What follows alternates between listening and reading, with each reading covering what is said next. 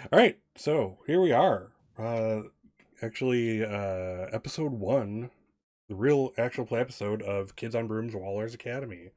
So I am Scott of Scott's Case Files, the channel you're watching, and I am surrounded above me by excellent folks. These are the stars of the show. These are the players. And why don't we start over here today? Let's introduce Philip. Well, hi, I am Philip. I play Professor Valerie Falstaff. I'm excited to get started. Excellent. And we have Simone. Hi, I'm Simone. I will be playing Matthew Poultier, an underclassman. Awesome. And we have Chaotic. Hi, I'm Chaotic, and I'm going to be playing as William Oakhurst, also an underclassman. Nice. And finally, we have Robert. Hello, I'm Robert. I will be playing Juan Marcos Alexander, but you can call me Bone Daddy if you feel like. That's fun. Okay, nobody's actually going to do that, so we're good. We're good. I've been trying to get it going for months. Yeah, it's not going to. The hashtag is not going to take. I'm here to tell you. I think it'll only be safe to use during Halloween, but I don't even think that it'll be used. All right. Cool. All right. So let's get things started. So last session was session 0. We actually made characters and pretty much smoothed a bunch of stuff out. We did come up with some cool new material though, including the sport, the magical sport, which is what is it again, Caddick? Leviskate. Leviskate. So the vision that I have for it, at least, is that it's basically played in a big long tunnel tube, and basically you're pushing a ball around in some fashion or another towards a goal at one end or the other, and the Leviskates allow you to defy gravity and take you 360 as you will, that kind of thing. Have any of you guys watched Starship Troopers? Yes. No. No? You remember that game of football they play in the beginning? That's what I imagine it. It's kind of like, except way cooler. But then in a tube, it is way cooler. Ours is way cooler. The Leviskate is cool. So you definitely want to be on the Leviskate team. So, but we'll get to that. We're just getting started. So yeah, what do we cover? Anything else of note? I know you guys finalized your characters and stuff, like the bonuses you got for your wands or whatever item that you're using as like a magical focus. So that's already done. Awesome. I think we're kind of good. Any players have questions before we get started? I'm good. Awesome. Cool. So I actually have some questions for you. So we know that Waller's Academy of the Arts is in Portland, and the way I kind of see things happening is that there's a real honest to goodness building that's Waller's Academy, or at least the front, if you will. In some fashions, literally a front for the actual school. And it's basically this prestigious school that like everyone applies to. You have all these people who are looking to make art their lives in some fashion or other. They reply, and like nobody gets accepted. Like it's just so rare that anyone does. So the people who do must be extra special or something.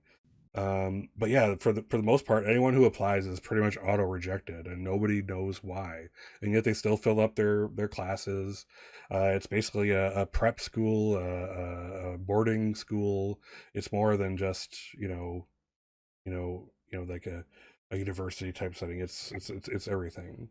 It's a way of life. It's a way of life to some people. So you mean it's like super prestigious from like the normal people's perspective? Like yeah, there exactly. are normal people who apply as well? Well, that's the thing. Normal people are always turned away. Nobody can figure out what exactly, like, what do you have to do to get into Waller's Academy of the Arts? Oh yeah, it's like you got like people are definitely like, oh my God, Waller's Academy, I want to go there. They got like straight A's, like 4.0 grade average, and they're just like, no. Sorry. Sorry. We regret to inform you that your application to Waller's Academy of the Arts has been declined. We're certain that you'll have a bright future in another school wherever it may take you, but it will not be here. Type of message. So the public that knows that there's this building. It's the Waller's Academy of the Arts. It's a boarding school. It looks like a kind of a business building in the middle of Portland. And just like any other, really. But you see kids going in and out of it. There's a front desk person that's really bored because with no actual real non-magical students, there's nothing for this person to do. It's the most boring and easy way to earn a living job in the whole wide universe. So my question to you all is, so in the video I did a little green screen thing, the woman, does the thing, and it reveals a door along like one of the sides of the building where then entrance is gained. But how do you each get into Waller's Academy? I'm curious. How do you think you get in, or how do each of you go about getting in? Maybe it's a different way. I think that William has a direct like portal to Waller's because his family is like, you know, old ways. Like, why go through a real door when you could just go to the academy? There's a portal in our house to the academy. That makes sense. Yeah, there's probably the door probably in Waller's probably opens up under several centuries old painting of a ancestor of yours, one of the Oakhursts. Yeah, You're probably and William Oakhurst the Eighth at this point, or something like that. yeah, like there's definitely other Williams where we don't put the numbers at the end of it. There's too many to count. It's just too haughty at this point. It's Yeah, too they just give them- presumptuous. They named them after a deed they've done. I don't even know. Right now, like maybe my great grandfather was like William Oakhurst the Brave or something like that. Like they're like who cares about numbers? We care about your reputation. All right, cool. All right, how about Robert? How do you get access to the school? I live on campus. Like, how do you get in there? Like, you're at the building. How do you go about getting in? Just kind of walk in through the door, take the elevator, which takes you magically into the real part of the Oakhurst, or Yeah, I imagine it's just it's like a seemingly innocuous door that leads into a closet that when you close, you turn a a lock. You put a little magic into it, turn the lock, and then you open the door again, and then you're in the magical academy. nice. All right, so yeah, so it's basically like you're in the lobby of this building. There, off to one side, there's this kind of nasty looking closet with a bunch of cleaning materials in it and brooms and mops and stuff and a big bucket. And yeah, then you do the magic thing, and boom, suddenly the real Wallers is revealed and you're in it. Beautiful stuff. Yeah, how about Matthew? How does Matthew get in? I was thinking something very similar to Robert's actually. You just go through the front door and you just keep going and you're just in. Well, you're like a exchange student, right? You're not exchange. You just leave. Your family's far away, right? Huh? Your family is far away, aren't they? No. Maybe I'm tripping. You're tripping, probably. But yeah, I'm just all right, tripping. cool. So you walk through the front door and just kind of keep going. There's probably like, you kind of are going past the elevator banks and whatnot, and you're going, just kind of past there. It's almost like a Narnia thing, probably. There's like, the snack store that all, such places have on the first floor, and you go through that, and at the back of that, there's a back room where they store stuff. And you find yourself, walking through cardboard boxes, and suddenly you push these cardboard boxes aside, and you're literally in Waller's Academy at this point. Simone, I think Simone or Matthew is a Narnia style kid anyway, so that sounds right. I got in here on accident. Jeez. I didn't even apply to Waller's. I just kept walking. Exactly. On the NPC. Cool. All right. How about Valerie? How does Valerie Falstaff get in there? Or does she live there? She's a faculty member. Yeah, I generally live there. When I do have to go out into the city, I'll just come in and out through the front door and go into the elevator. And if you push the right 4 or 5 floors, the back doors will open and you'll walk into the academy. That's the faculty entrance. Yeah, there's probably a small wine bar as you get into that area. Some nice music playing. Nice soft music. takes away all the all the horrors of the classroom away from you for just a few seconds. Just But I usually close those will eyes. go in from, I think, the woods probably nearby. I'm picturing just like your nice standard. There's a waterfall, and you walk through the waterfall, and then there you are on campus. Sure, sure. Yeah, it's like a park nearby, that kind of Mhm. thing. Awesome, awesome. Cool. So yeah, so that happens. You do those things, and you find yourselves. It's odd, but you're in a crowd. There's only really several times a year that this happens. You're within Wallet. You kind of are pushed through. You're in the crowd, and you kind of look around. And this is, I don't know. It does look very much like a castle with a bunch of stairways. There's actual like would appear to be some kind of gas lamps around the circumference. So it's a bit dim, but not, you don't have to strain to see anything. It looks old. It's probably somehow older than Portland itself. The city proper. Uh, but it's old, and and anyone who's been in here, which all of you have, you know that it's just a matter of taking a door and you're somewhere else. So it's never really, no one's really kind of sure where this is. You do know that in like this, the school at this point is in a situation where you're kind of, all the stories are fashioned around like in a circle, so that there's a central I don't know what's the word, the English I'm searching for, the courtyard. There's a courtyard on the first floor, and everyone looks down on it potentially from the upper stories, as it's open to that courtyard area, that even as it goes up, what seems like 30, 40, 50 stories maybe.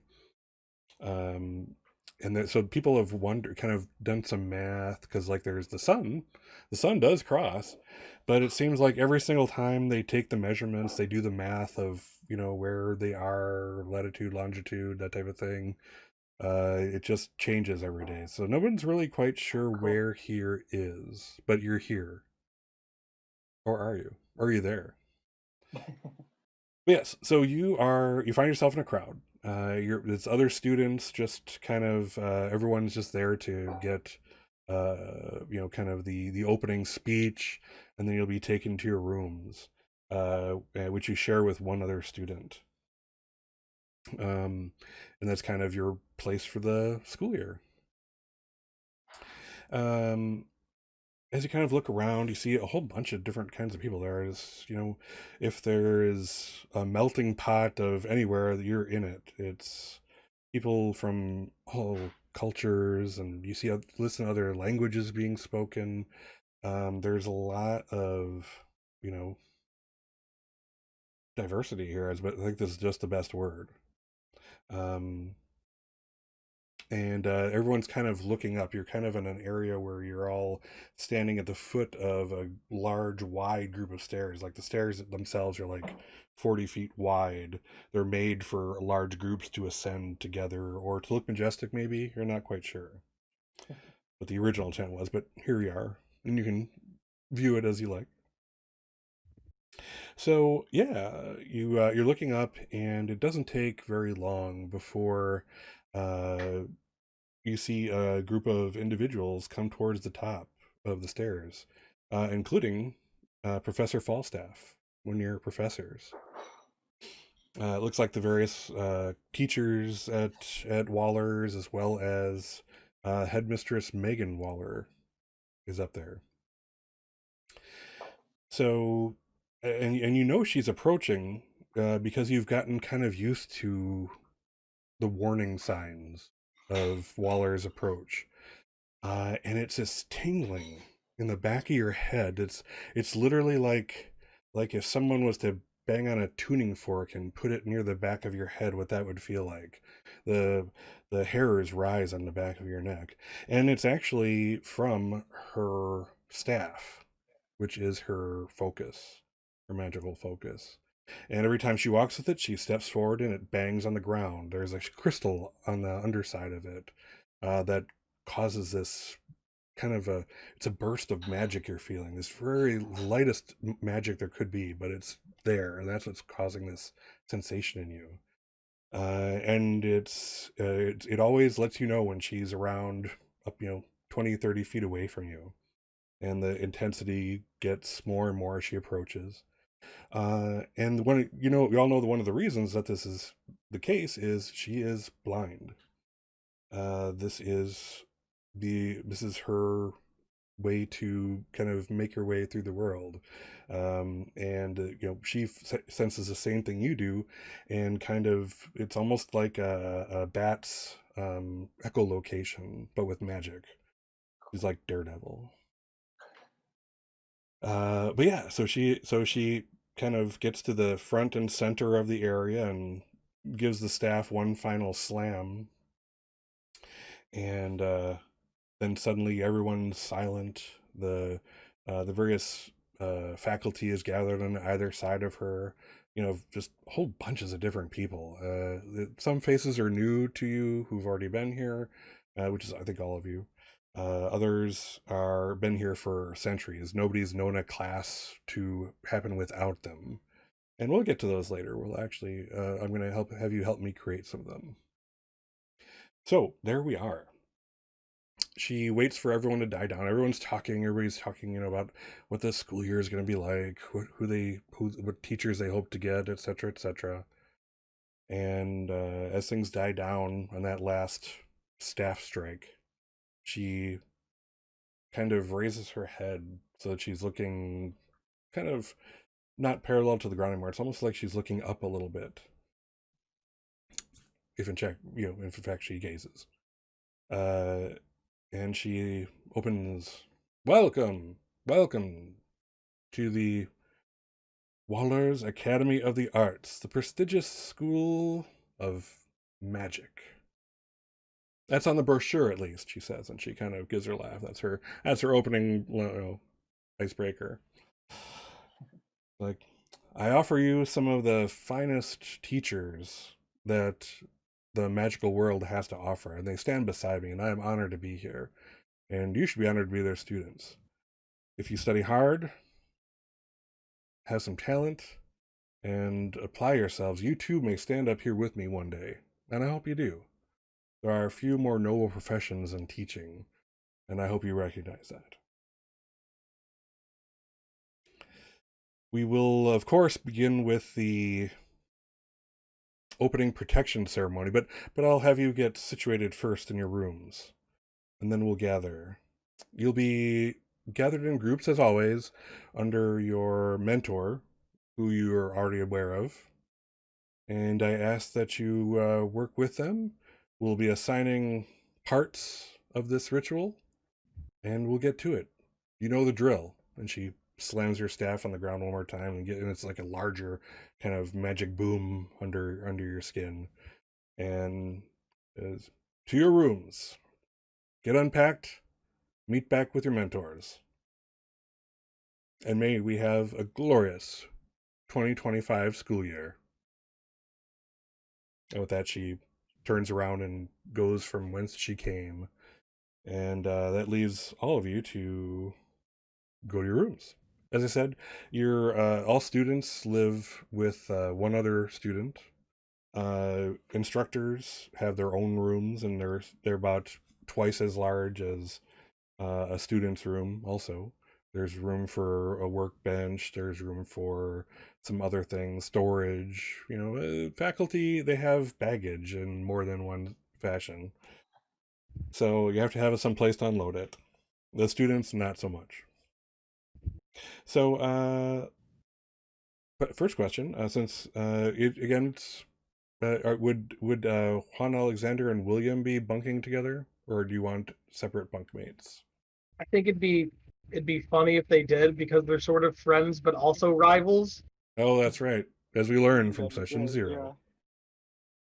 Cool. I think that'd be perfect. Yeah, I agree. Cool. Simone, I'm sorry. I'm trying to call you by your character names. I do apologize. Matthew, did you have anyone in mind? I suppose I suppose those two are more logical to be together. Would you do you have anyone in mind for like a character type thing in mind for a roommate? A character type? What do you mean?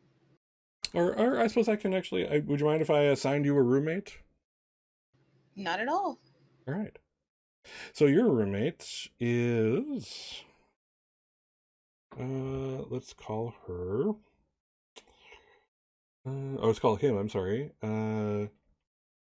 Kenneth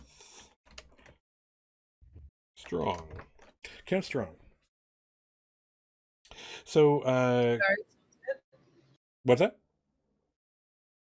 Sounds good. Yeah. So, Kenneth, he is, he's actually a little person. So he stands about just under 4 feet tall. His backpack is heavily laden. He is here to work, work, work.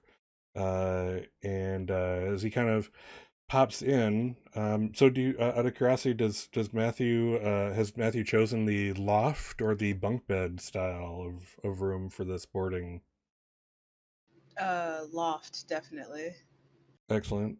So yeah, so you each have your own loft, your desk underneath, and Kenneth approaches you and he kind of puts a hand out.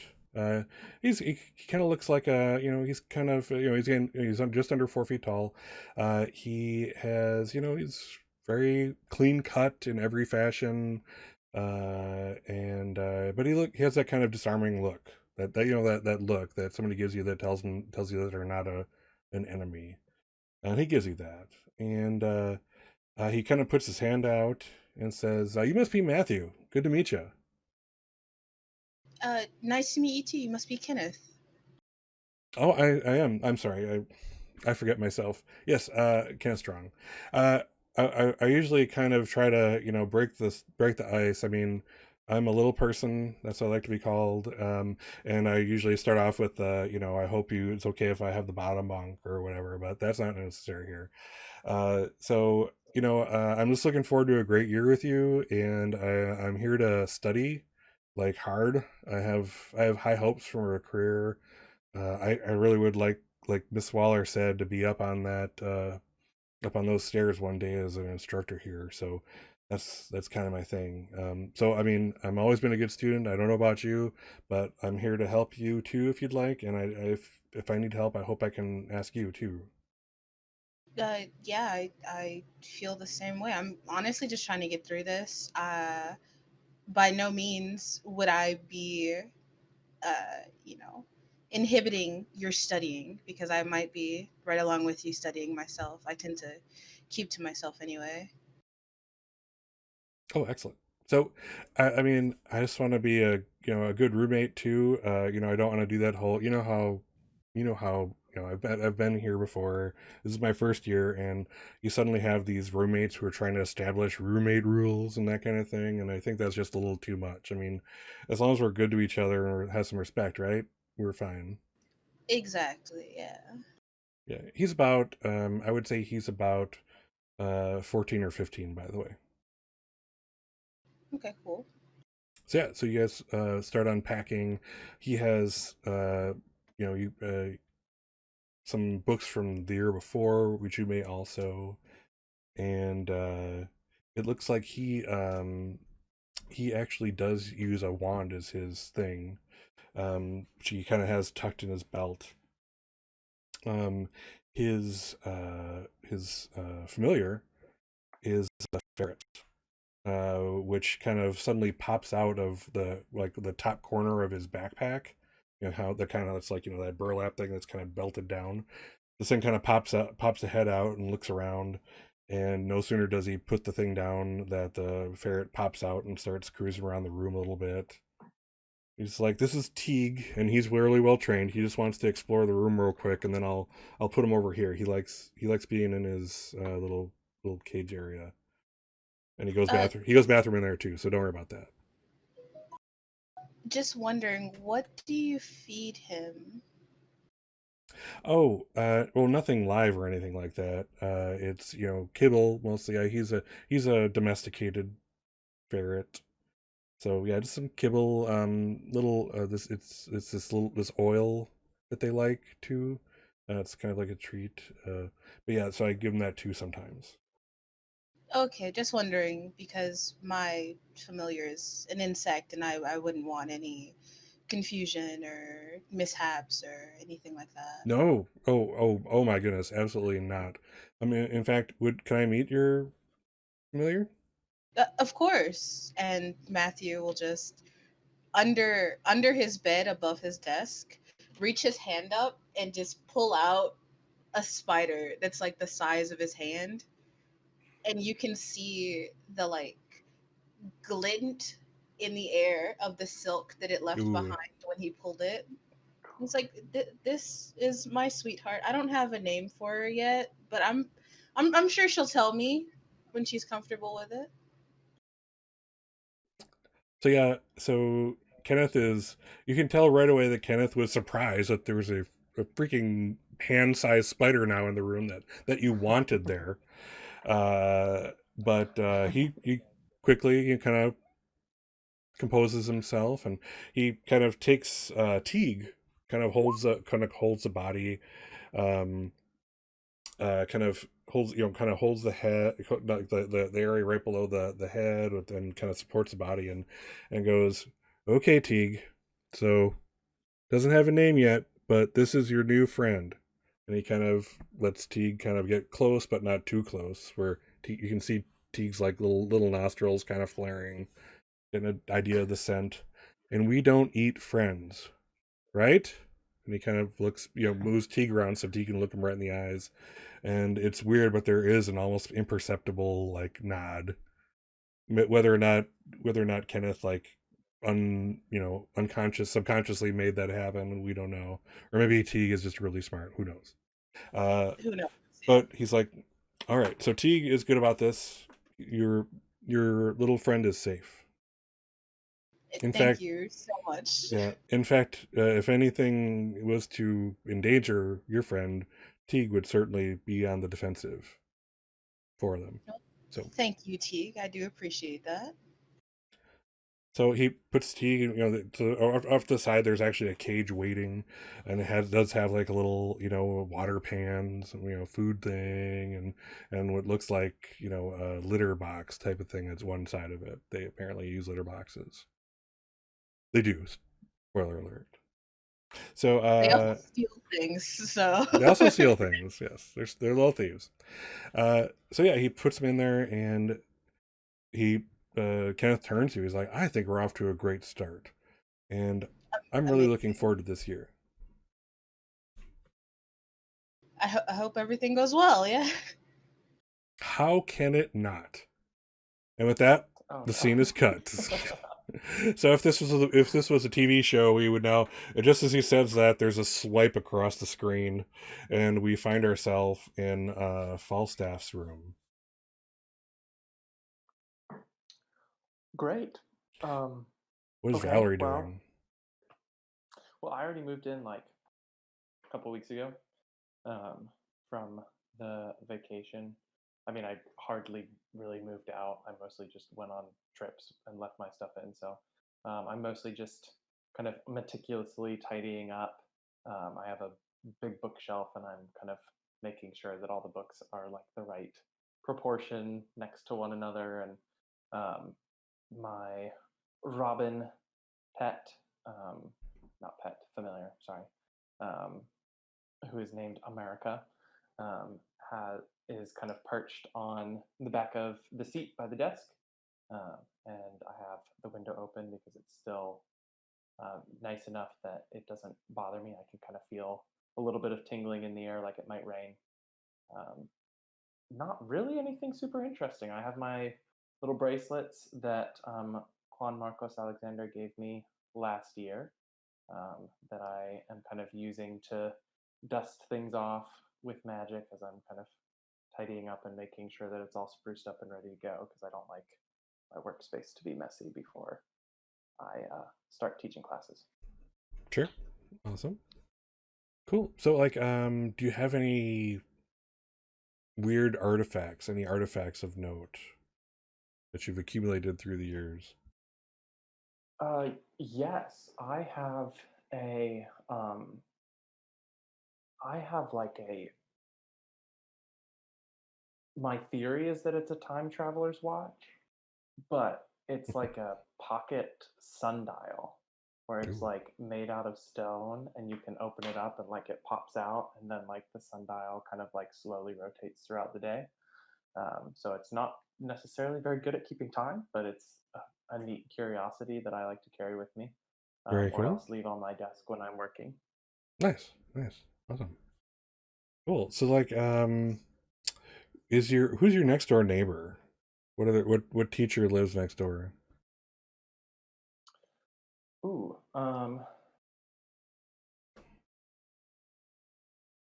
I think probably the Defense Against Malicious Arts teacher. Um,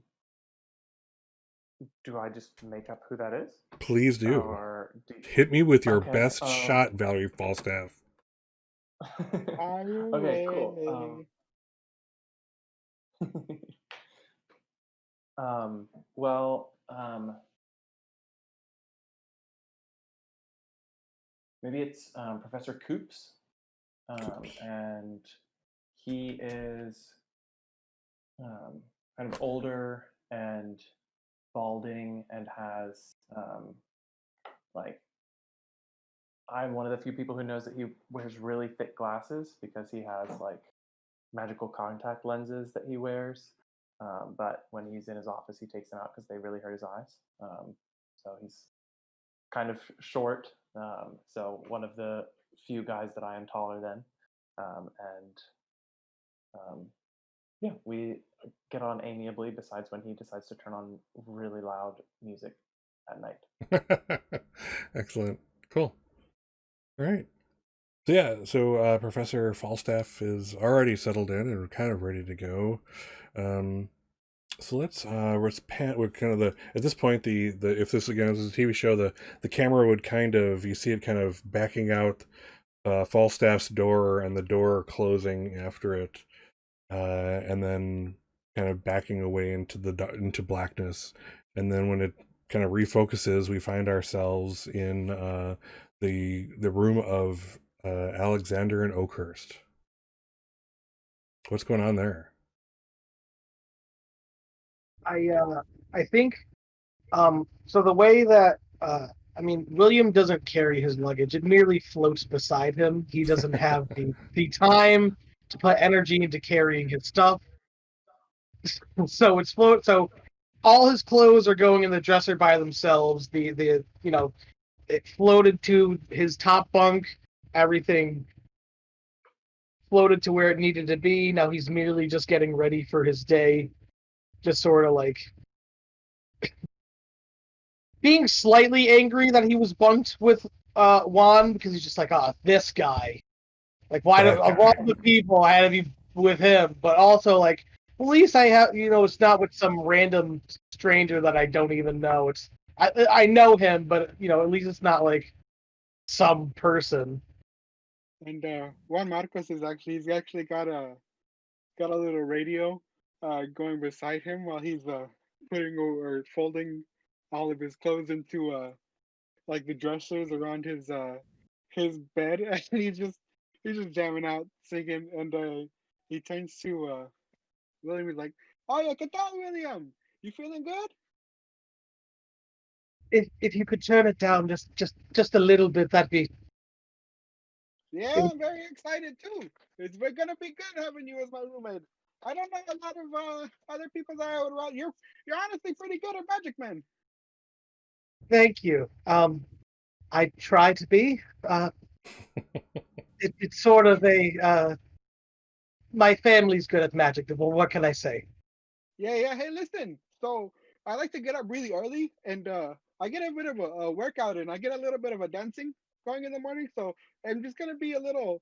I'll try not to stay in your way, but there's not a lot of places to where you could practice dancing without stepping on a few toes. You know what I mean?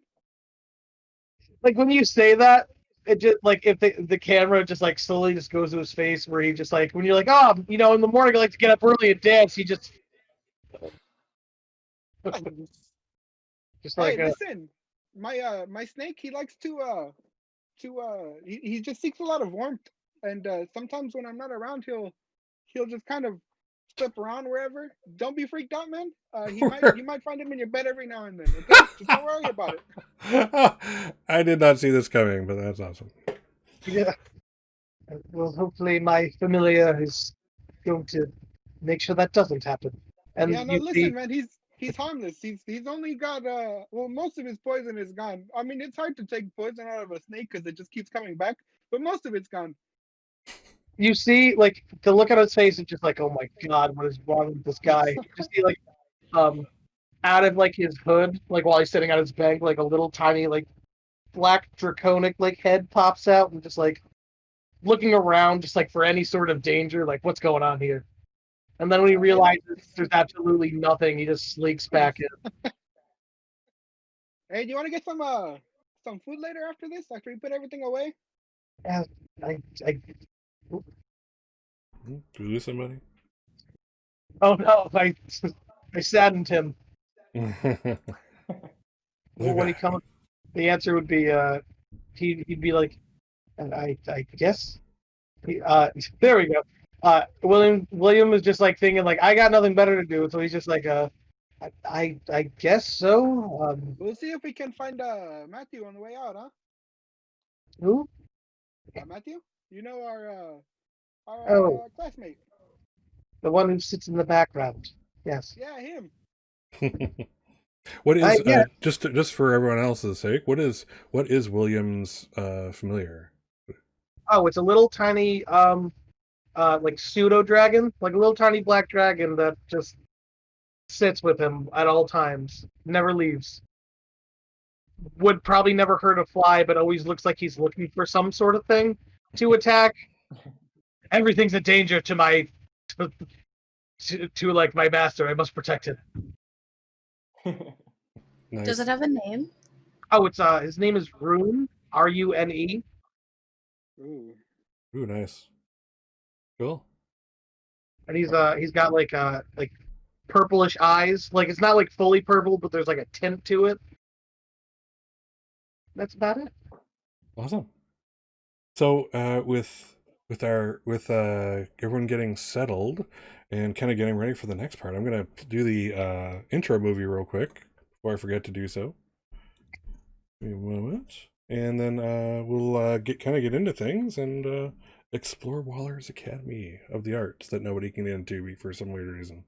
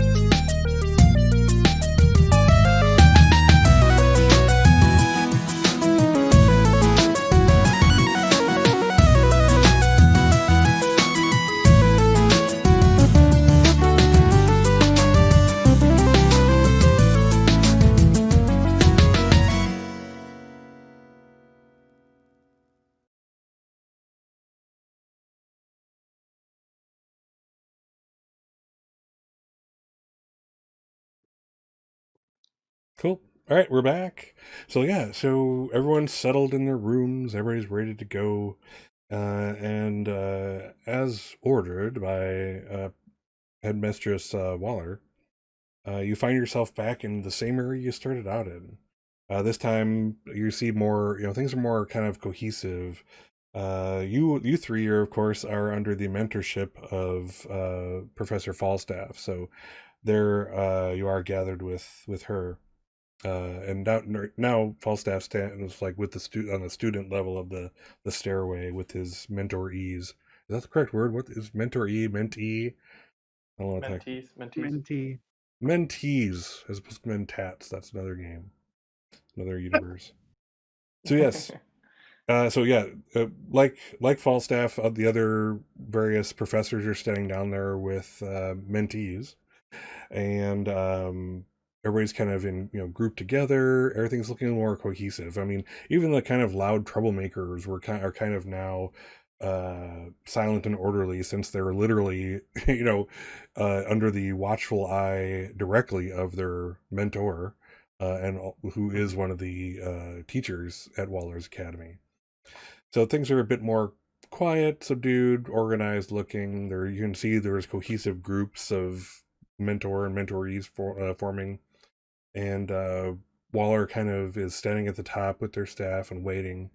And it seems like she's happy with the level of noise or something like that, and she gives her staff a slam on the ground, and that magic pulse, that barely magic pulse, kind of tickles the back of your necks, and she says, "Excellent. So, students, as you know, one of the first things we do upon opening every school year is conduct the protection ritual for the entire academy. It has some magic, but it's mostly ceremonial. But we still take it very seriously here, since the very first class.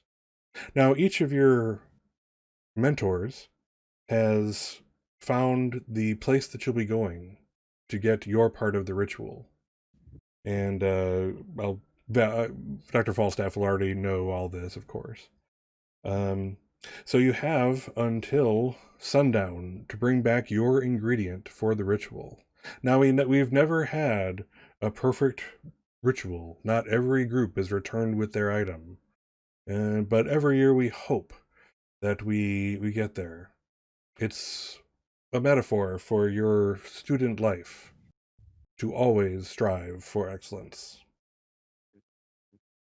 And she kind of pans her face around the groups, and she slams her staff one more time on the ground. The pulse goes out. And it's like, for now, be safe, but away with you. Come back with your items, and the ritual will be conducted at sundown.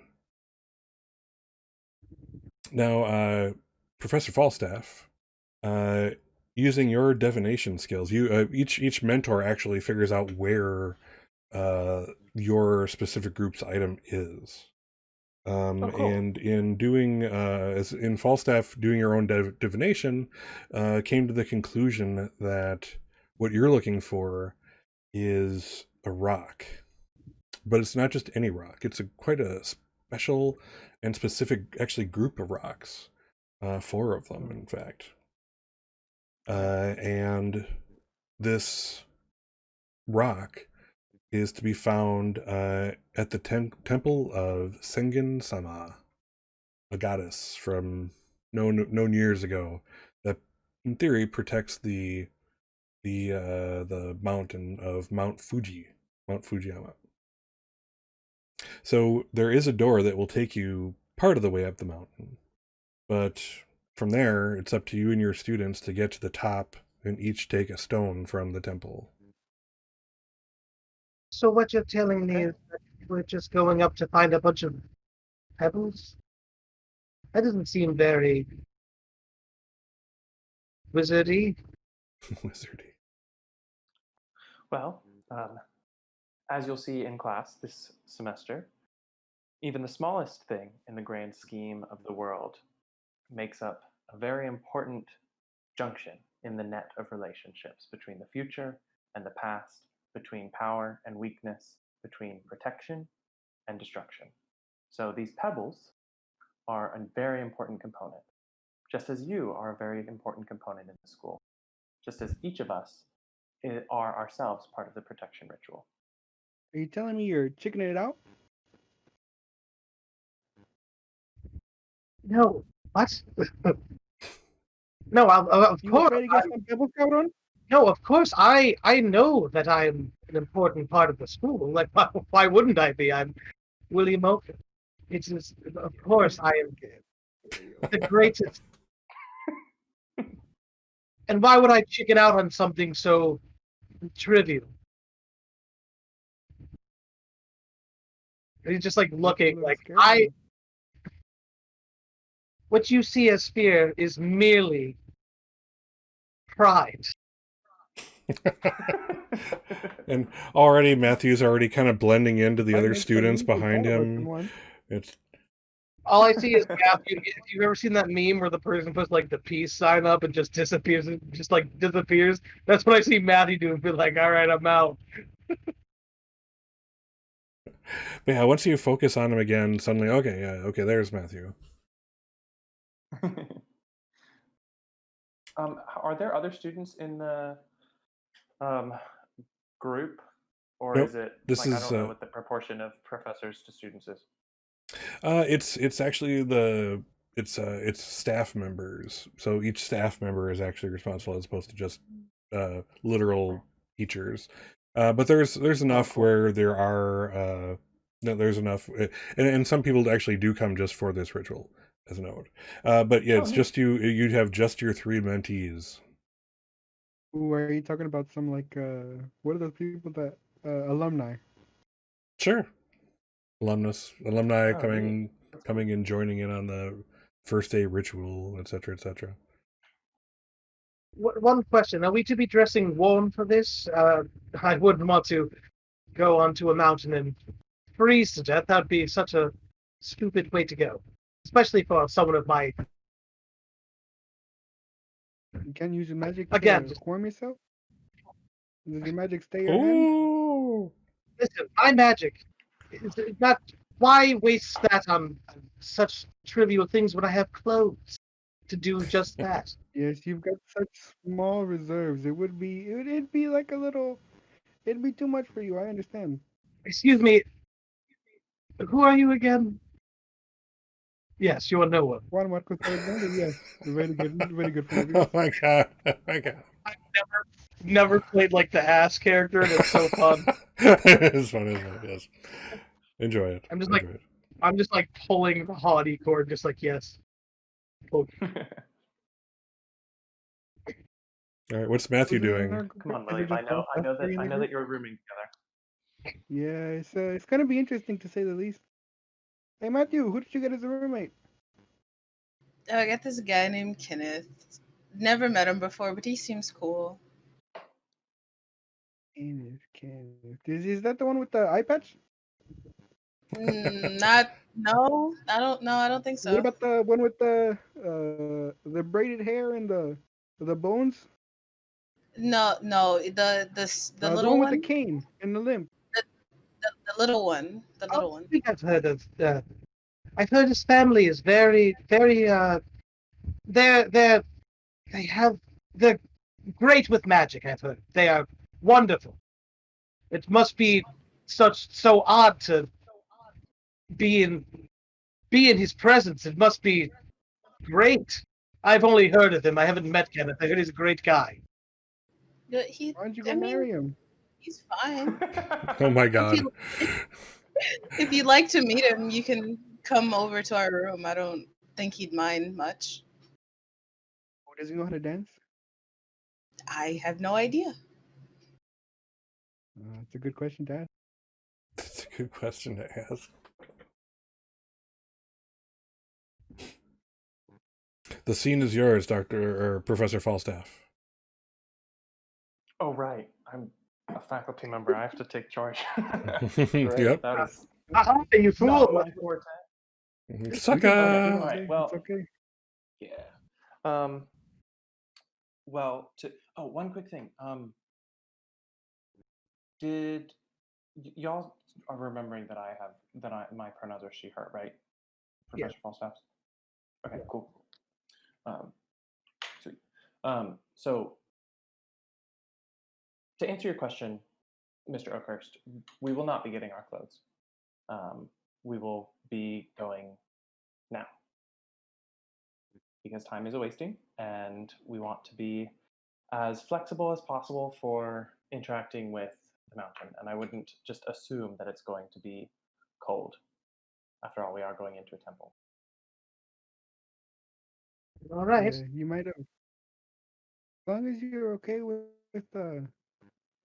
whoever's in the temple, I guess, heretics. Excellent. So, Well, whatever's there, I'm sure we'll deal with it. oh, go ahead. He said, whatever's there, I'm sure we'll deal with it. Excellent. So, yeah. So, Dr. Fall, or I keep talking. I'm not sure. Would you call him? Is it Dr. Falstaff? Is that a good, or a professor? Is that a Sure. better I can be title? Dr. Falstaff. I know Professor is popular in that one rendition of Percy Jackson or whatever, but you know. What would Did you get your doctorate? Yes, I did. I have my doctorate in watermancy, hydromancy. Hydroman. Nice. All right. How about He's a Dr. rain Falstaff then? Let's go with it. Okay, cool. All right. So Dr. Falstaff. So yeah, so you know that again, so the the door that you need to go through, and you may have actually been through it before. In fact, out of curiosity, you probably have, and it's now summer here in the northern hemisphere, and it's relatively warm. It'll get colder as you get towards the peak, but the door will actually let you off about several hundred feet in elevation from the top of the mountain, which is where you're going to. Okay, great. So not too far. yeah. So that's several hundred feet in elevation. What you have to do to get onto that elevation is a different answer. So that's a while.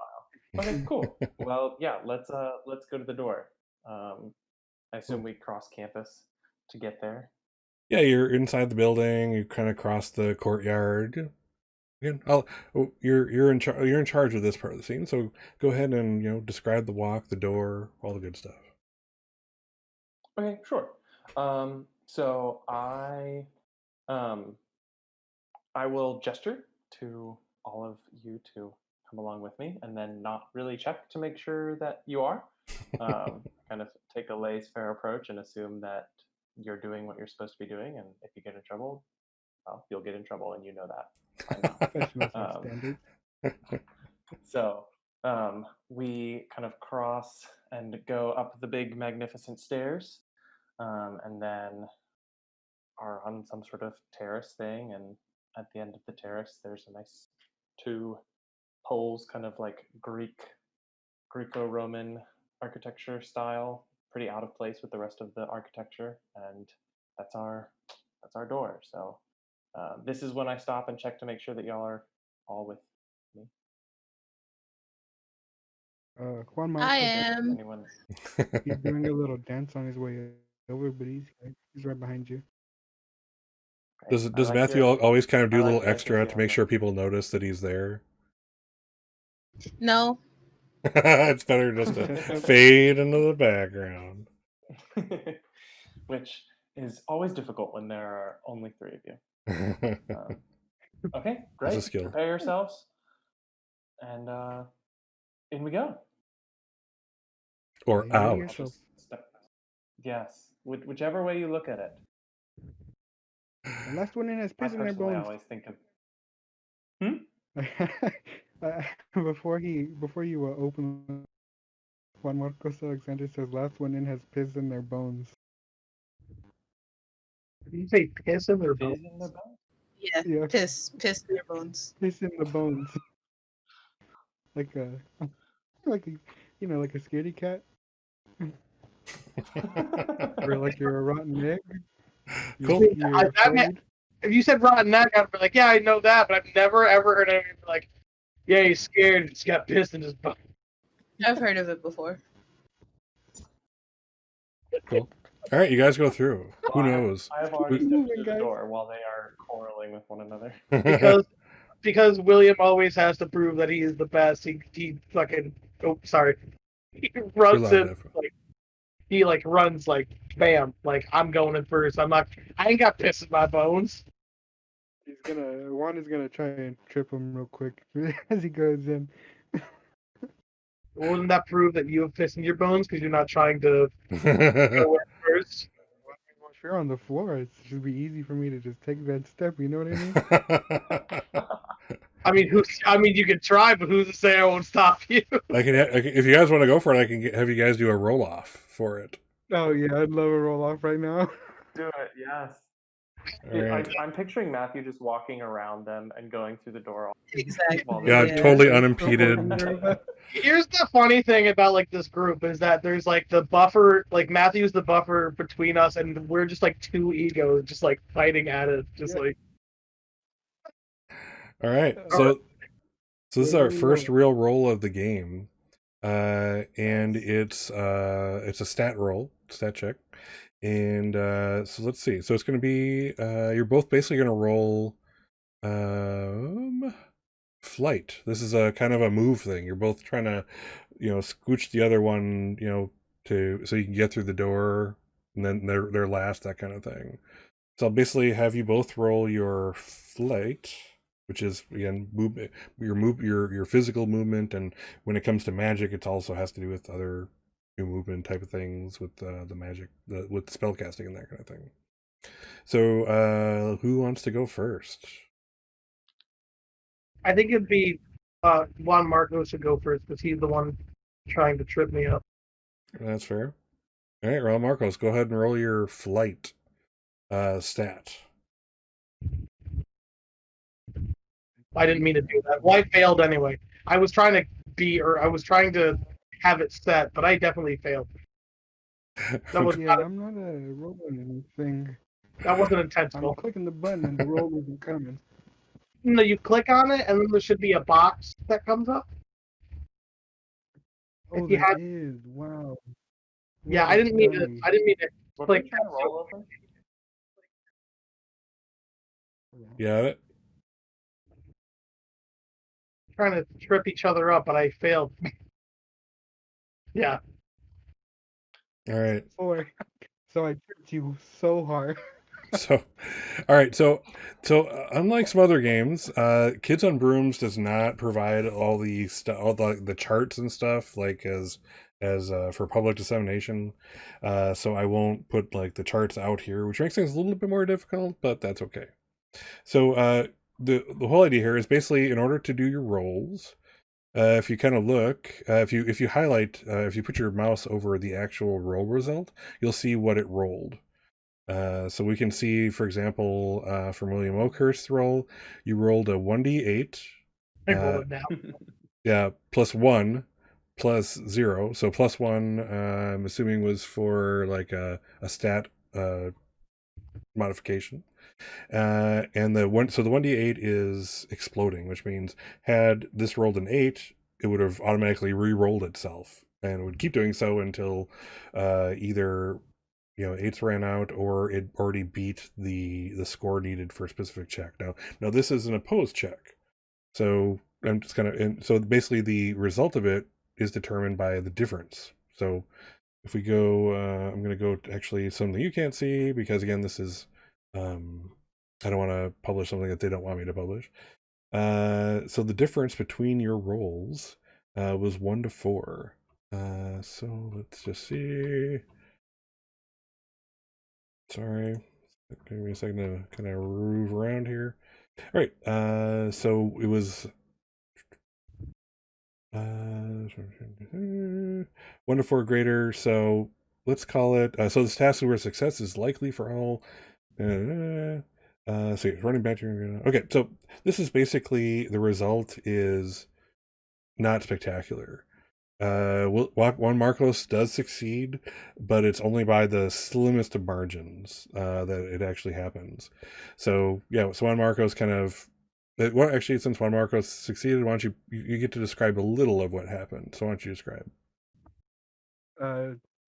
So Juan Marcos and William, they know each other. They've spent a good deal of time with each other, and they share a look in the moment that Valerie Falstaff goes into the door, and they both know they're one of them is getting in first. The other one is gonna be is gonna. I mean, he just shares the shame. So William moves first, and Juan Marcos, he doesn't fight fair, so he sticks his foot out, trips William, and William like stumbles just a little bit, but it's enough that uh, Juan puts his hand on uh, William's shoulder and just slightly gets past him first into the door. Cool. All right.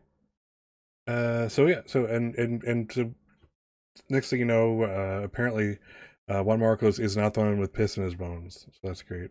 And and of course, as we noted before, Matthew just safely and serenely walked through without impediment.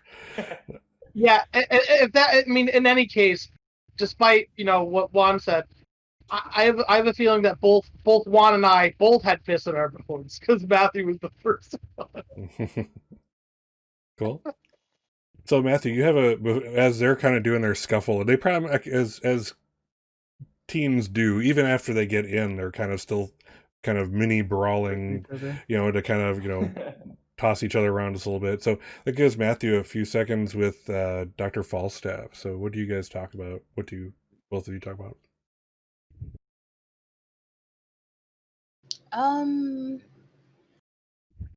I would honestly just like to ask her more about the quest at hand, getting rocks, but like, are we looking for a specific kind of rock? Is it any rock?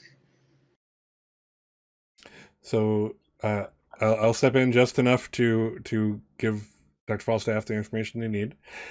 So this is the rock you're looking for is from a temple on the summit of Mount Fuji, and each of you will need to take one. Cool.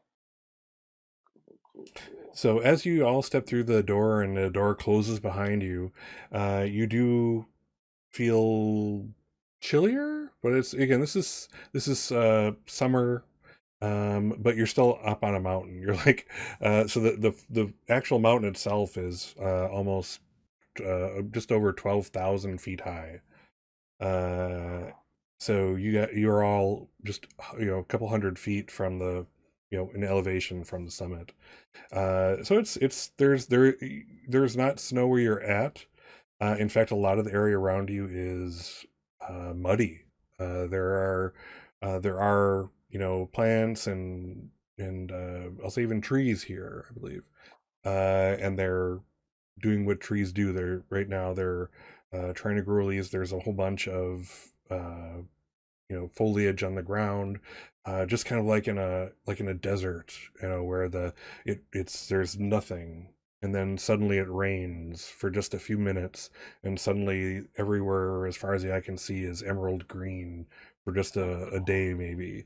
And it's kind of like similarly with the mountain, the snow goes away, the small flora sprouts up and does its best to survive as long as it can until it has to, kind of subside, sub, sub, English word to subsist, subsist, to subsist on what it has, stored up, etc., etc. So again, there's life here, though there is snow higher up, and it's windy, and you can tell from kind of like the way the trees are moving further up, it's getting even windier. And you do see several what look like trails going up. You do know that this is kind of a decently popular pastime for people to do this climb. It looks like, though, that while there's like a commercial trail that they take, or side even of the mountain, this isn't it. You're facing away from the main city, and it's not as pretty. So if you're gonna, so basically all the companies that do this kind of thing are looking for that romantic view even as you're climbing, and this is not it. This is nature filled, but you don't get that view of the town. But yeah, so there's at least several paths up. They're all muddy at this point. And in some places you can tell there's there's rocks, unstable rocks and stuff like that. So this is going to be an interesting ride. So I'll let you guys tell me what you're doing. What you're doing. I'm gonna And try then- it. Oops, sorry. No, you go first. I'm sorry. Okay, cool. Thanks. Can I like bend down and take some mud and do like some divination magic to sort of get the lay of the land and sort of determine which route would be optimal? Ooh. Yeah, definitely could do that. So let's see what Dr. Falstaff would do. So as a note, whereas it's your job to kind of keep the kids safe, it's their job to kind of prove themselves and get themselves up the mountain. So you're doing exactly what you should be doing. You're doing the Great. how do we Yeah. not die route. And I'm also doing the kind of like, thinking as a teacher all the time. Like I'm kind of building a little assessment in my head for like sort Oh, of grading them oh, quietly in my head of like which That's way awesome. should they go, what should they do while they're kind of figuring their own thing out. So I'm doing Oh, this definitely. very quietly, not really sharing it. Oh, sure. So now you still will need to, in theory, use your focus to kind of make this happen. Okay, but So your bracelet in what this do I case. do? That is Okay. a good question. This is our first one. I'm pretty sure that'll be a brains roll, but I just kind of want to check things out. If it's divination, I think it is. Like if it's divination magic, I think it is brains. Yeah. For the sake of moving onward, we're going to call it brains. That could Cool. change in the future. I just want to make sure we kind of move along down. Okay, so do I just roll a d12? You'll basically go onto your character sheet Mhm. and click on brains. Oh, cool. And let the magic of the character sheet do it for you. Oh, and then this is magic. Yep. Oh, bonuses and penalties. I think I have 0. Do I have any benefit for the fact that I teach this? No. No. Nope. So your wand, or in this case your bracelet, may have done something. So we're also going to, I'm not sure if you heard before when I had everybody set up a magic die, but I'm going to have you roll that too. Okay. Oh, that's great. That's just exactly what I like. And then I do Well, roll roll one buddies. No. So okay. So you roll also a have D4 exclamation point. roll, and I would make that into a macro if you haven't already. So it's /roll 1d4 exclamation. Okay. Okay, 2. Nice. So what I should have done is set like a score to do this, but I did not. So we're gonna say that this probably doesn't make it anyway. Let's see here. I guess Let the me water's just... a little diluted by the mud. Exactly. So in this case, I'm gonna say it was. Yeah, we'll do a little better next time. I'll do a little better next time. This is not on you. But we're gonna say the spell simply fails. It didn't work as Okay. it should. And anyone watching would see probably your bracelet glow just a little bit, and like that the mud, kind of like a spark or something go from it to the mud as you kind of, I can imagine the Falstaff, has no problem kind of getting dirty. She's a water nymph, isn't that the correct term? Yeah, rain nymph. Oh, rain nymph. Yeah. Yep. So yeah, so squeezes it between her fingers, and yeah, the magic just doesn't happen. Okay, But cool. maybe that's a sign of things to come. Maybe there's a reason. Who knows? So to make it easier on himself climbing up this or trekking up this mountain, um, William is going to try and cast a spell on himself to sort of make him like he didn't bring his leviskates, so we can't do that. So he's gonna sort of make it easier on himself to have him hover above the ground, so he's not straining his legs for this journey for who knows how long it could take. So he's gonna cast. He's gonna try and make himself float just a little bit above the ground. Okay. So while being able to move himself. All right, so we'll do this one correctly. So here's how a spell goes. We have to go through a couple things. So, the magnitude of the effect, the area of the effect, the duration, and what's the experience this individual has with the spell. So, in this case, so this will obviously be a. Let's actually bring up your sheet also. This will definitely be a flight roll. This is you're moving yourself. So keep that in mind. So the magnitude of the effect. This is. So you're just going to want to float just a few inches above the ground as you move, right? Yeah. Okay. So this bends the rules of reality. So this is reality bending, not quite breaking. It's hasn't gone quite that far. It's not completely restructuring reality, that kind of thing, where it's like creating a chariot of spiders to ride on or something like that. So this is reality bending. So that starts out at 5 difficulty. The area of effect, a person or smaller. I'm assuming you're just taking care of yourself, right? Yes. All right, that's 3. So that's 8. How long do you want to do this for? Let's say maybe about an hour. An hour? Okay. Yeah. So that's 2, 10. And have you cast this before? I mean, of course. He's definitely done this sort of thing. Like, why walk when I can float? Right. That seems reasonable. I'll say it's you've cast it, but you haven't mastered it, so that's another 1. So technically, so that basically is going to be an 11 target number for this. Probably impossible, but we'll see. Yeah. And also, I just before I forget, 8. And now do your magic die. Got that one. I could have made it. I could have. All right. So both you and Dr. Falstaff get an adversity token. In fact, you have 3 to spend. You could actually succeed here if you wanted, if you're willing to spend all your adversity tokens. Oh, you have to spend them Oh, all? right. I need to figure out what my cool strengths do. Okay.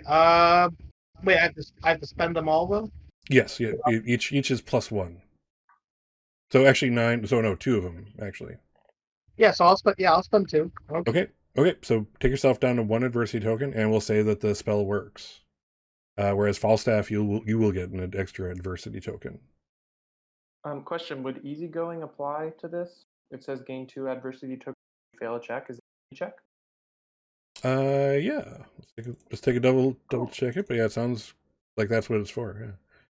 Yeah. And when you can, fill in your sheet with it, just so I can easily see it. Yeah, I'm writing it down right now.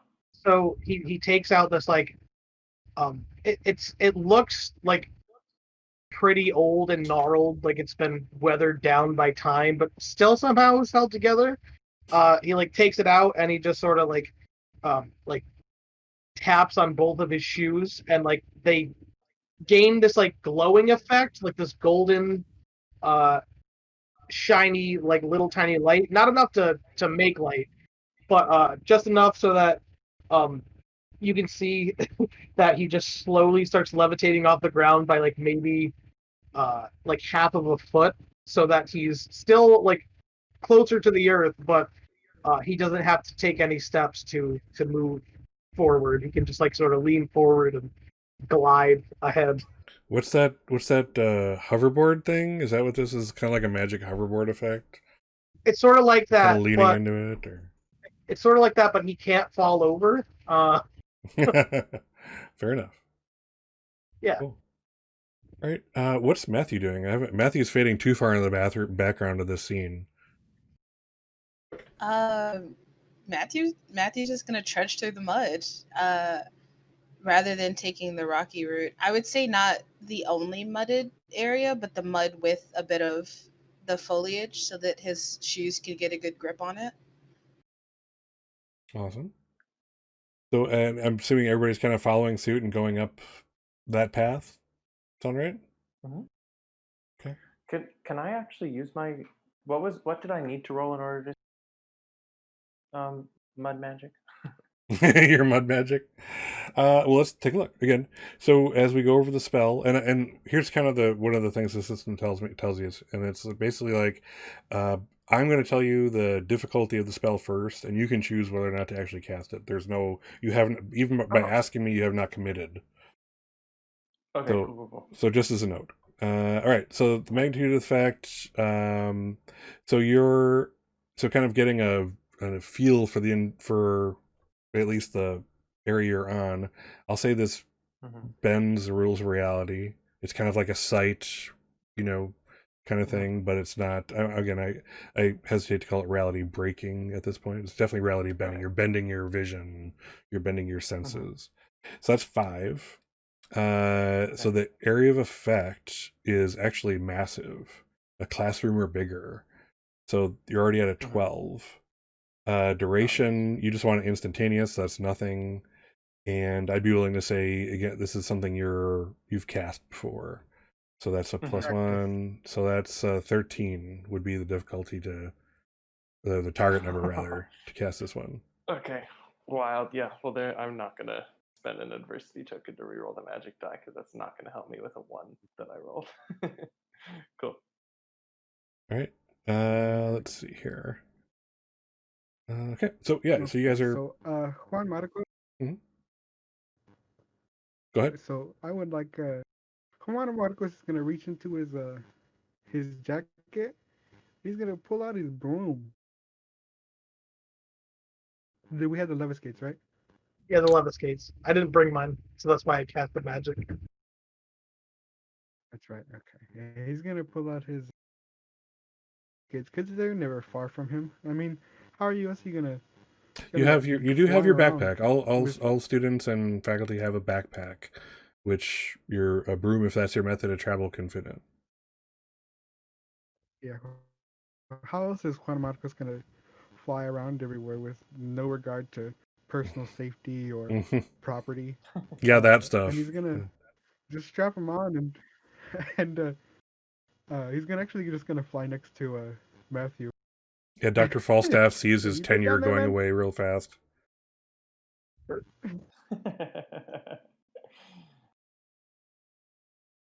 Cool. Hey, they're the ones who are supposed to be solving the problem.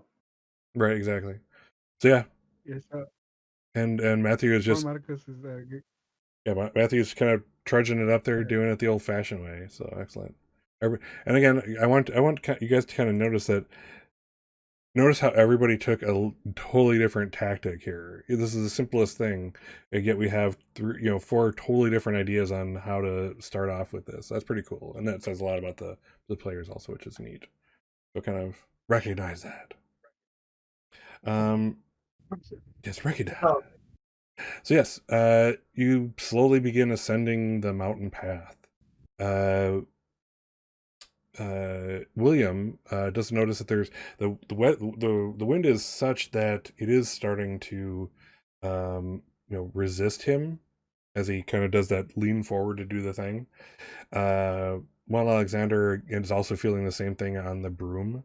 For Matthew, it's not quite so strong that it's pushing him back at all or anything like that. And of course, Dr. Falstaff, this is it isn't a river or there's no rain, but this is very much in Dr. Falstaff's area of expertise, if you will. Yeah. But yeah, as you ascend, you kind of have to go around, as you get to find that path. You just don't go straight up. So as you kind of go around, things get muddier here and there. Matthew almost loses a boot at one point, probably.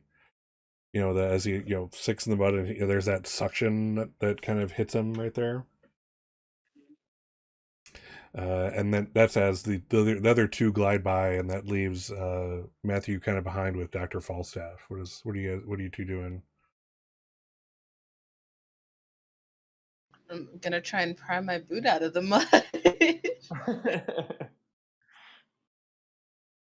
Cool. What's Dr. Falstaff doing? I mean, probably waiting for Matthew, but not Probably. necessarily like Yeah. I mean, I'm just not necessarily. I'm an aloof teacher, so I feel obligated to not actually help you. Does Makes Matthew sense. actually like prompt for her to do so, or No, no. you're just gonna take the hit and kind of just I just cry it watch out? her like walk by and just, oh, okay, and then continue trying to get Oh, my I'm not brother. walking by. I'm waiting. I'm there. I'm waiting. It's not helping. I think you misunderstand me. You get the Okay. picture. Yeah. Nice, cool. Yeah, so it I'm doesn't just kind take of long thinking to for. myself, that's how it feels to be in this. Yeah, it is. This is part of the experience. Dr. Falstaff is well aware. But yeah, it doesn't take very long. Matthew's able to kind of pry his boot from underneath that sucking layer of mud that's there, and easily enough finds a little more rocky area nearby to kind of put weight on, and stay out of the mud at least for now. Yeah. So so the again as you kind of ascend, the wind picks up, and time's a wasting. It's starting already to get darker, and again, this whole time thing is strange. It's you're all being, all these groups are being sent potentially all over the world, and and you're willing to bet that wherever they are, it's also getting dark there too, even though it's completely different parts of the world. Again, welcome to Waller's Academy of the Arts. William's like, why couldn't we have gone on a journey through like the Adirondacks or something? It'd still be bright there. Like it's the same thing, right? There's mountains. Mountains. It's on the other side of the Why But the didn't I? country. but the Temple of Singer Sama isn't here. An important part of Do we? studying magic is to learn to subjugate yourself to the laws of reality, even as we learn to break them. And so we must learn to walk in the path that's set before us. After And like, all, as you'll learn in my divination class, that's all that any of us are ever doing at any time. well, when you say that, it just sort of like gives him like, it's almost like a flashback of just like his whole life of like him sitting down like while his father's like, your whole life, this is what you are going to do with your life. You are going to be great. You are going to show people that the Oakhurst name is forged in stone. It is there forever. You will prove your greatness. And like when you say that, it's not like oh yeah, I already know that. It's more of like oh, like yeah, I guess so. Like the pride, it like for a second is like not there, and it's actually just William. Hmm. Hey Is Matthew, that something that would be visible? I think it's like a split second thing. Okay. We're hey just Matthew, meeting. We're not gonna you need break some help getting the mud out there? not breaking any barriers. Yeah. What was that one, Alexander? One, Matthew, Marcos? Matthew, you need some help getting the mud out of there, or are you good? You got it. It looks No, like you got everywhere. I know how to. I'm sure I could help.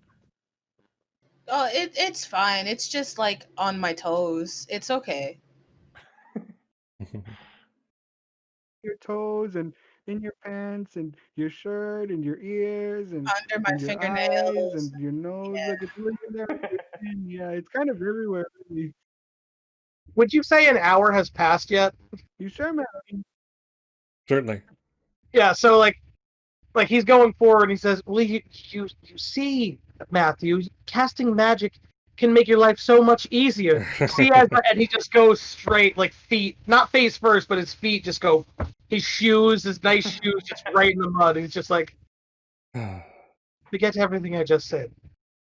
Just don't I'm not listen. helping you. No, he's just saying this to You Matthew. should have Just brought like, your skates. touche. Actually, I think I have my skates. And then Matthew will get his So skates out of his how is bag. this? This is like He Cool. says, "Well, you know what? I'll." is this some kind of like a penny? What was that?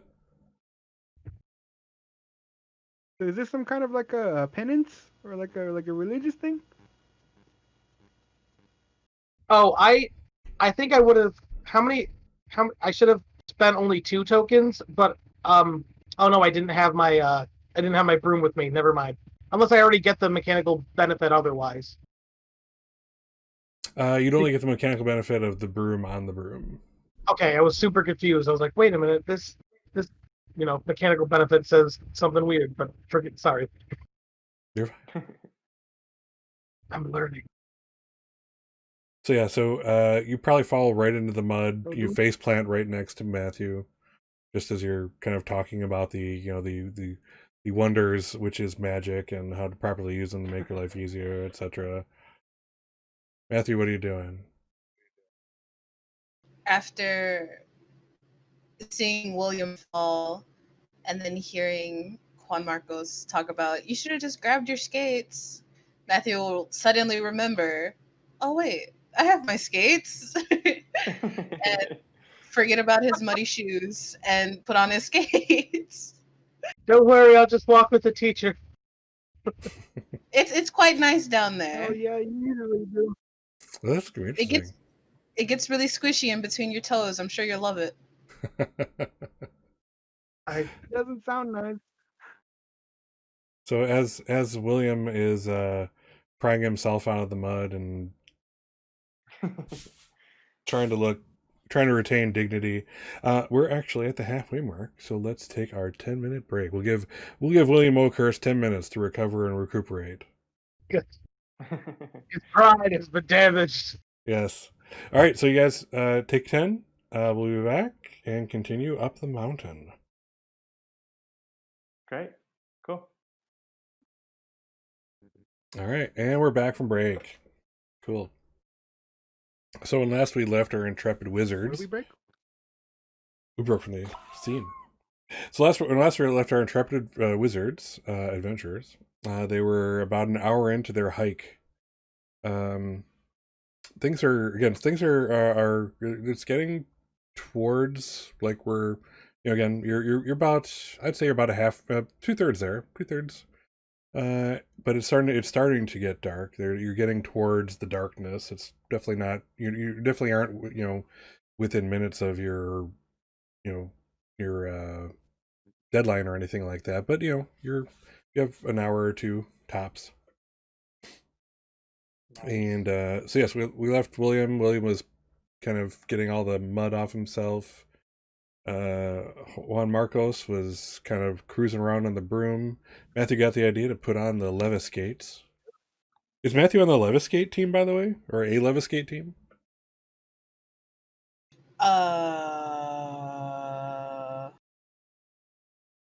I feel like he'd be a benched player. Again, always the wallflower in the group. Yeah.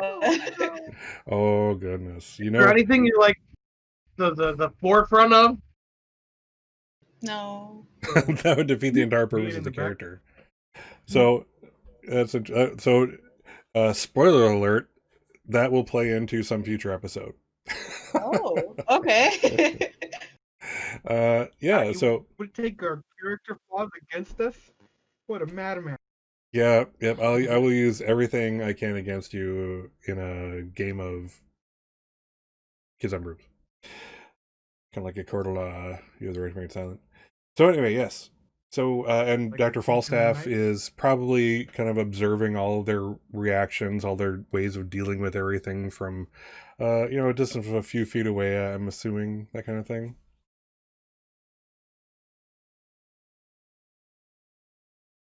It's been like So they're fine. So do we know where we're going actually?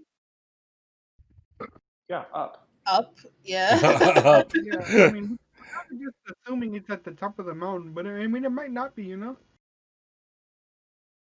Yeah, no, it's definitely on the top of the mountain. I'm gonna pull out and it's right at the top of the mountain. So you're all kind of getting your bearings, and it's at this point that you notice sound. There really hasn't been a whole lot of sound up here. It's like you're the only people on the mountain. There's some wildlife, but it's only now starting to kind of, it's to kind of make its way to this part of the mountain. Um, but you hear, it's like if you had to put a name to it, it'd be something like rocks grinding against rocks or something like that. And then and then the definite sound of a person, using expletives in a language you don't understand, but that's what they must be. Also, did we? I mean, other than the school, did we like sort of Sounds like establish? trouble, don't it? Sorry, I was asking if did we establish that like non-magic people everything's like covered by like a veil or something, so like the unexplainable can be explained for them at least. No, this is more of if they see it, they saw it, and we have to either do some kind of memory type wipes or make some kind of explanation of how things are done. All right. So yes, one Marcos on a broom might not be the best thing if there was another person up here. I love skates. Levis skates are also in question. Yeah. What? Ah, yes, the mundane action of floating in these skates. So I'm gonna try and but I want to try and figure out where that noise is coming from. okay. Are you gonna do it on your broom?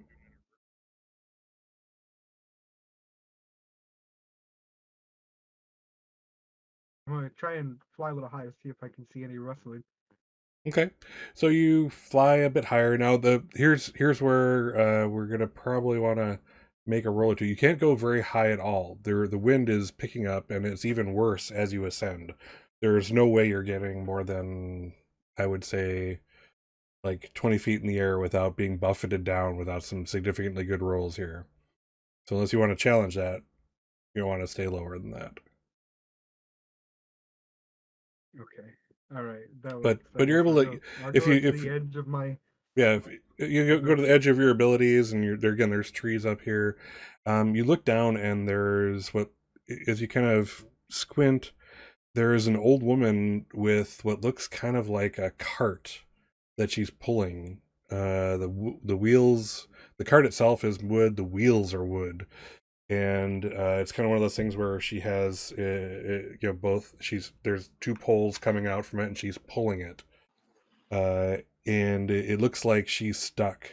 There's some of the rocks have kind of gotten in just the right places where the wheels uh, just won't catch correctly, and she's just basically stuck from movement either up or down from where she's going. And she is swearing up a storm. You don't understand what the words mean, but that there is no other explanation for the words coming out of her mouth. I'm gonna fly down and then tell them what I saw. Did she look human? So I think we should probably go over there and see if she needs. I guess human is. We all are really. We should go help her probably. We all are In the really. case that The she, professor. I in, mean, in not really. in the case, Oh, snap. I think William says, in the case that she's mundane, I would think to put away the flying broom and the levitating skates. I can just hover closer to the ground and pretend like I'm skating. That'd be fun. And they sort of looks like Juan Marcos, like you're walking with me, bud. Can't be floating if we're going to help someone. I think. Fine. I'm gonna get down in a little get down a little on like a branch and take my skates off, put my boots back on, and then down, and start walking to where we saw the lady, where I saw the lady. Okay. I What are mean, the I'm missing a shoe, so I'm gonna keep my skates on, but just be like, touching the floor a little bit. okay? What's I'm just what? walking like normal. I have kind of assumed more of my humanish looking self. So basically looking like a human with non-human colored hair, essentially. Sure. I mean, that's about. No one's gonna be like. Here. They're gonna look at your hair and they're gonna be like, "What?" No one's. Damn it! You freak! I knew I should have invested in hair dye. Yeah, I think. I mean, William's not the helpy type of person, but he's also not cruel. I guess. Like he's not gonna see someone who's stuck in the mud and be like, "Oh no, too proud." You know, why chum? Like he's a bit of an ass, but he's a nice guy. All right. So what do you guys do? Well, I guess I will lead the way over I guess. to the woman. All right. So you go as a group. Yeah. As you kind of get closer, you all hear. I mean, there's the profanity is scathing. There's like you feel like there's layers of skin being ripped off your body as she spits out these curses. As it kind of the sound itself goes by you. Sailors would blush and cry. And as she kind of she looks like she is forever old, and she just looks up at all of you as she's kind of struggling with the cart, and the cart itself has what looks like some kind of fruits in it. You're not quite sure what they are, or what she was harvesting or whatever, but she's like, and then she switches to another language you actually understand. We're going to assume it's English. And she says, "Oh gosh, tourists? Tourists. I pray to the ancestors for help and they send me tourists." I mean, you could get no help at all. I You mean, okay? She kind of looks at her cart and looks at the four of you. She kind of squints and looks each of you very closely, like she was examining like her daughter's prom date type of scrutiny, like up and down, etc. And as she finishes, she asks, "What are tourists doing so far off the normal path? Don't they usually take you on the other side of the mountain? Where you can see the city?" field trip. If you pay enough money, then you're pretty much allowed to go anywhere. Well, Called privilege. I think you paid the wrong people, because in just a few hours it's going to be deathly cold here. You don't want to be up on the mountain. I'm And then afraid he you're just not sort going of to get your summit today. he looks at when she's like, "Oh, it's gonna be deathly cold." He looks at Valerie, just like, "I thought I didn't need my coat. I thought it wasn't gonna be cold." Just like a look of like I was right and you brushed it off.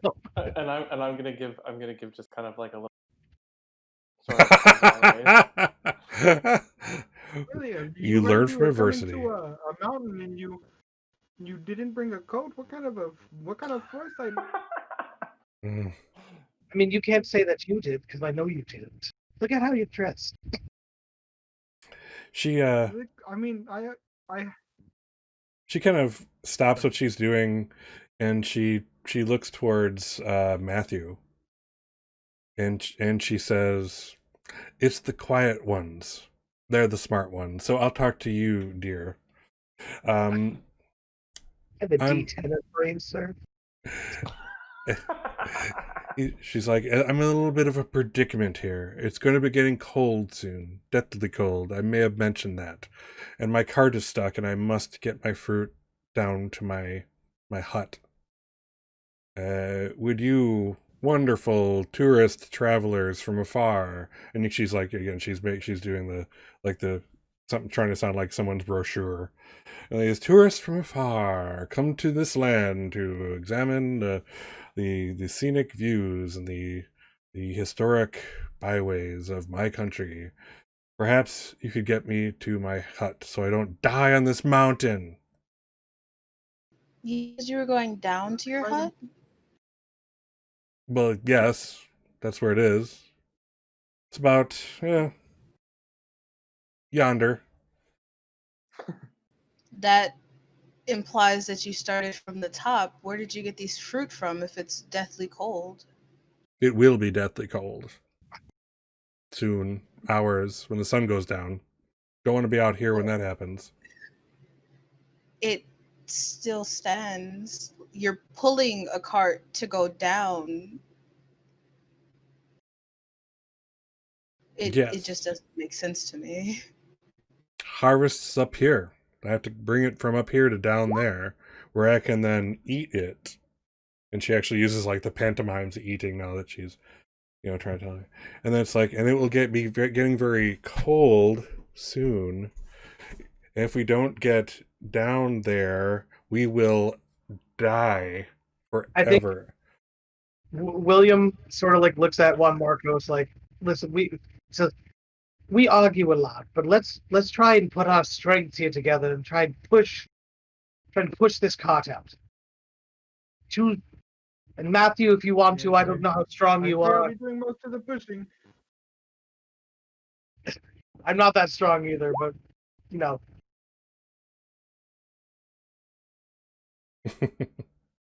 Good friend, Matthew, you're such a strong person. Look at you. You've got the weight of the world on your shoulders. Could you help us with this cart? Sure. I'm still confused, but sure. Okay. Now, William, I want you on this side. Matthew, you get on this side. And when I say push, both of you push. Is there any rules for helping, like adding to his, if he's doing magic, adding to that to strengthen him, or is that not possible in this game? That is a good question. All right, are you guys trying to do this mundanely? Why would I you do thought that? we were. Well, I mean, we can make a show of it to look mundane. Like make a show to look mundane. I thought we were doing that, but actually doing it magically. Oh, I thought we were just doing it like with our arms. Disgusting. Disgusting. Peasants.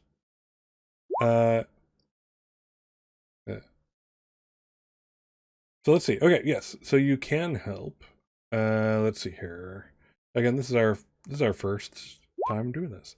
So this is so there are two types of actions. Again, there's planned actions and snap decisions.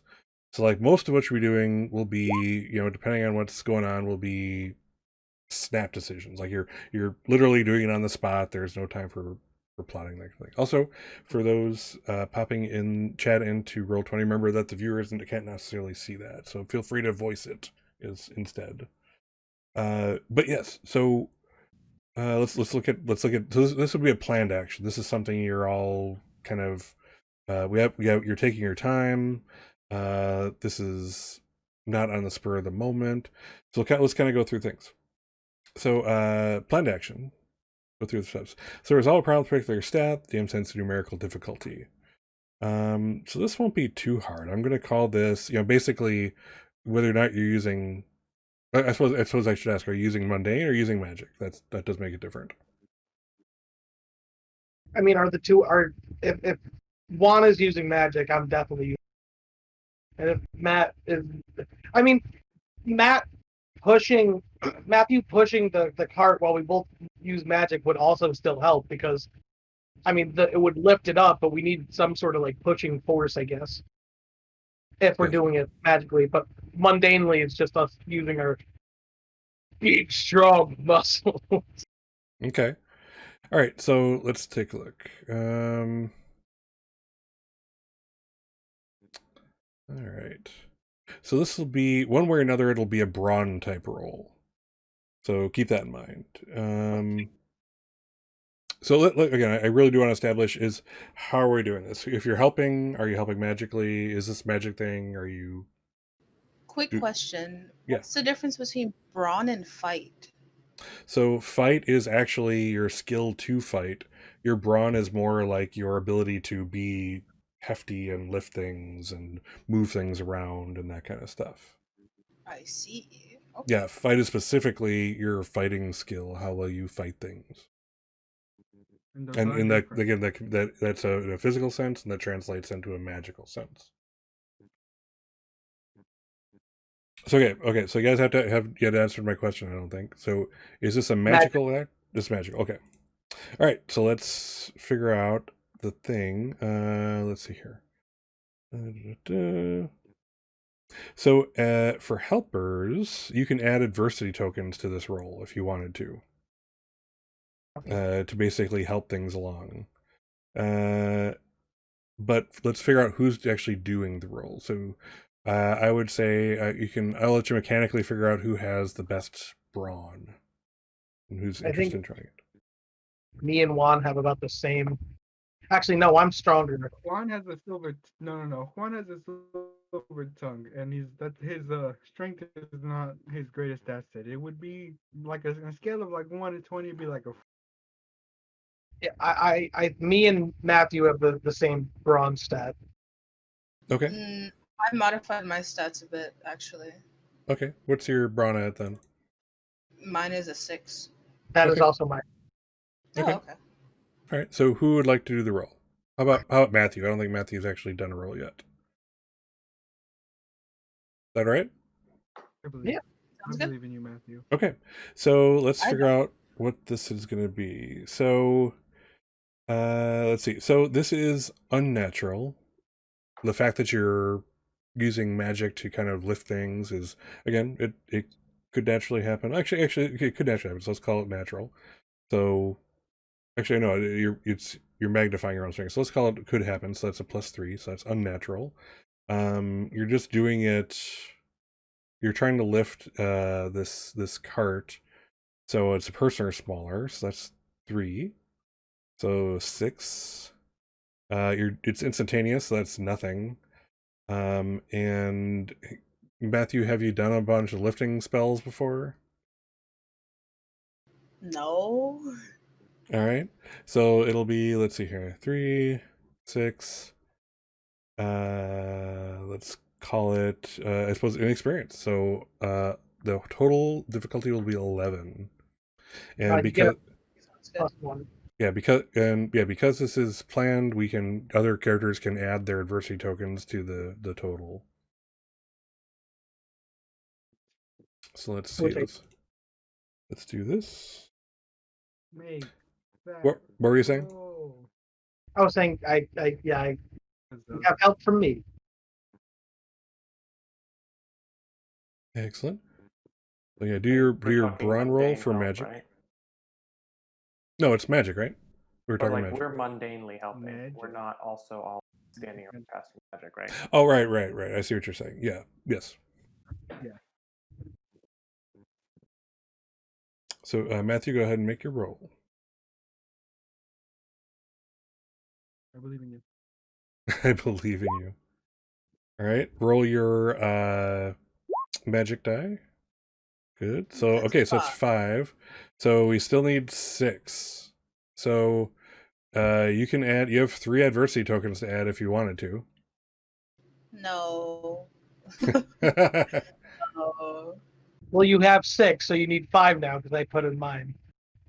So does anyone want to be fun and put the whole 3 and put 2 in? How much do we still need? We We have 5 plus 1 5. is 6. we still need 5. And we need 11 total? Yeah, total of in 11. this roll. I think this is a learning opportunity. Oh, a letter fail. Letter fail. Yeah. Awesome. All right. So okay, so nobody will spend adversity tokens, and in fact, Matthew will get 1 extra. So Matthew, add 1 to your adversity tokens. And so you can kind of I see think how we should all powerful it has shove become. with real life, like like physical shoving, and actually try to shove. All right. So that makes it different.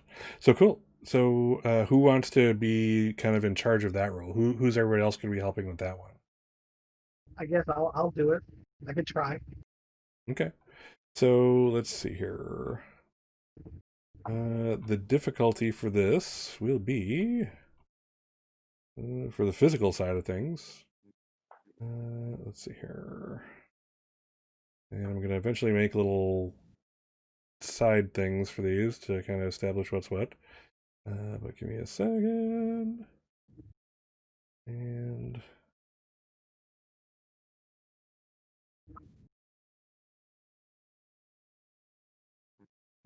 sorry, this is again. Sorry, apologize for taking a second. Again, I'm going to make my own little GM screen here, but I'm just trying to figure out what this good level of difficulty this is. If I could just find the page, and oh, And he never did. they never did it. All right, come on.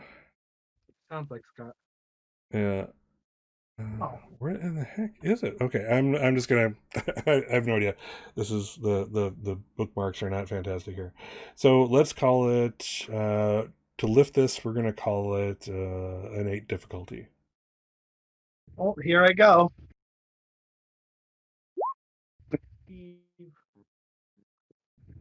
Wait, yay, I get an adversity token, guys. Yeah. Wait a minute. I can, you know what? I forgot that wait, no, that's not magic. Crap. Never mind. I get an adversity token, guys. Unless anybody wants to spend a total of 7 adversity tokens here. No, Oh, we're good. we're good. We don't need adversity that. tokens. So yeah, the ladies. It does not look like we'd be able to help. Yeah, you guys are not very helpful to this old lady.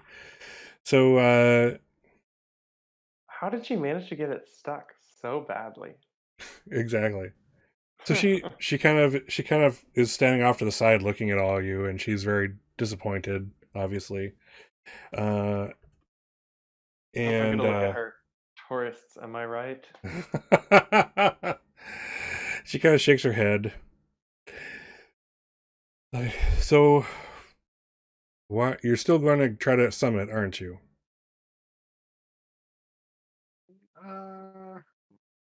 Yeah, probably.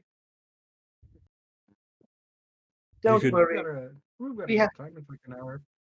My Okay, hut- couple hours. My hut is right down there. If you find out that you can't make it, Don't worry. We have a way to get back to where we were. It's almost like magic, some would say. Just like being openly sarcastic, but he's not lying. Mm. No, She he's says lying. the where in my village, my father taught me one lesson very early on, and it's no good deed should go unrewarded. You tried to help an old woman. I'll give you here each a piece of fruit. You have to peel off that outer shell, and then you eat what's inside. It'll keep you warm as you go up. Magical. Oh, thank you, ma'am. And then she kind of shakes her head and Hey, starts. you need us to help you. You want us to help get these fruits to your little hut before we go? We have time. Do we have time? I won't be Isn't that responsible. literally what we just tried to do? Yeah, exactly. With the cart. Yeah, we failed at this. We've tried twice. It's not happening. Yeah, so she leaves her cart and moves down the mountain. She kind of starts taking a path downward towards where she had been pointing. You guys have spent enough time kind of trying to plot just the right way to do this, like the right, okay, so you pick it up here and you grab it there, and then it's starting to get towards your time, so you guys have to get booking at this point. And book it we do. Excellent. Yeah, I guess I'll throw my level skates back on. Get your levis skates back on. So as you start moving up the mountain, you find that your path is getting less onerous at this point. Where there was mud, now there is gravel. And as you kind of start going up, gravel turns to stone. There's actual stairs here that are carved out by, probably centuries of people going this same route, just by their footsteps, having worn away rocks, etc. And in a time that seems like you traveled faster than you realized, you find yourselves at the top, and there is what is unmistakably a temple. It's made of stones, kind of mortared together with mud. There is, however, a wooden skeleton, if you will, to it. And there's a wooden placard on the top of it, and it says something in Japanese. Does anyone here speak Japanese or read Japanese? No. No. So yes, you can't tell what it says, but it says something. But you're obviously in the right place.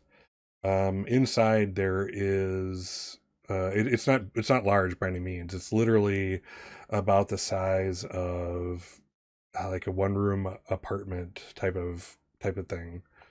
It's not large by any means, but inside you can see light. There's a fire going on inside there. It looks like maybe in the center of it. And there's no door per se. It's just kind of open to the elements, if you will. So it's dark inside, but there is fire. What do you do? Want to make towards the doorway. Okay. So as you kind of peer in, there is a pile of rocks actually right next to that kind of a brazier in the center of the room. They're all very like smooth. You would think of them as skipping stones, smooth, round, flat, and polished. And there's a pile of them. Can I cast a I think it'd be divination or maybe just sort of, I don't even know if it'd be divination or just to reveal something, to see if either if there's anything if it's magically guarded or if there's any things that are being hidden that we can't see that would harm us. Sure. Let's see. Or Marcos is just walking in. He's just walking right in. All right. So again, let's kind of go through the spell check. So this will be let's see. Again, we figured it was brains, right? Yeah. Okay. So you're basically extending your sight, if you will. So reality bending, but not breaking. So that's 5. Area of effect, you're just looking for like that area, the whole temple itself, or a part of it, or around Juan Marcos, or what? Just around the area of the rocks. Okay, so we'll call that a person or smaller. So that's 3, 8, and it's instantaneous and nothing. And have you done anything like this before? Experience with this spell? I've Have you witnessed something like it? I've seen someone do it, so he's trying to do it based off memory. Okay, so that's witness. So this is 11. All right. So roll your brains die and your magic die. Sweet. What? Oh, wait. So that's 8. That's 8. Dang it! I only have 2 adversity tokens. Oh, so you have 2 of mine. You're actually is Professor Falstaff I just gonna kind of boost the spell at the last second?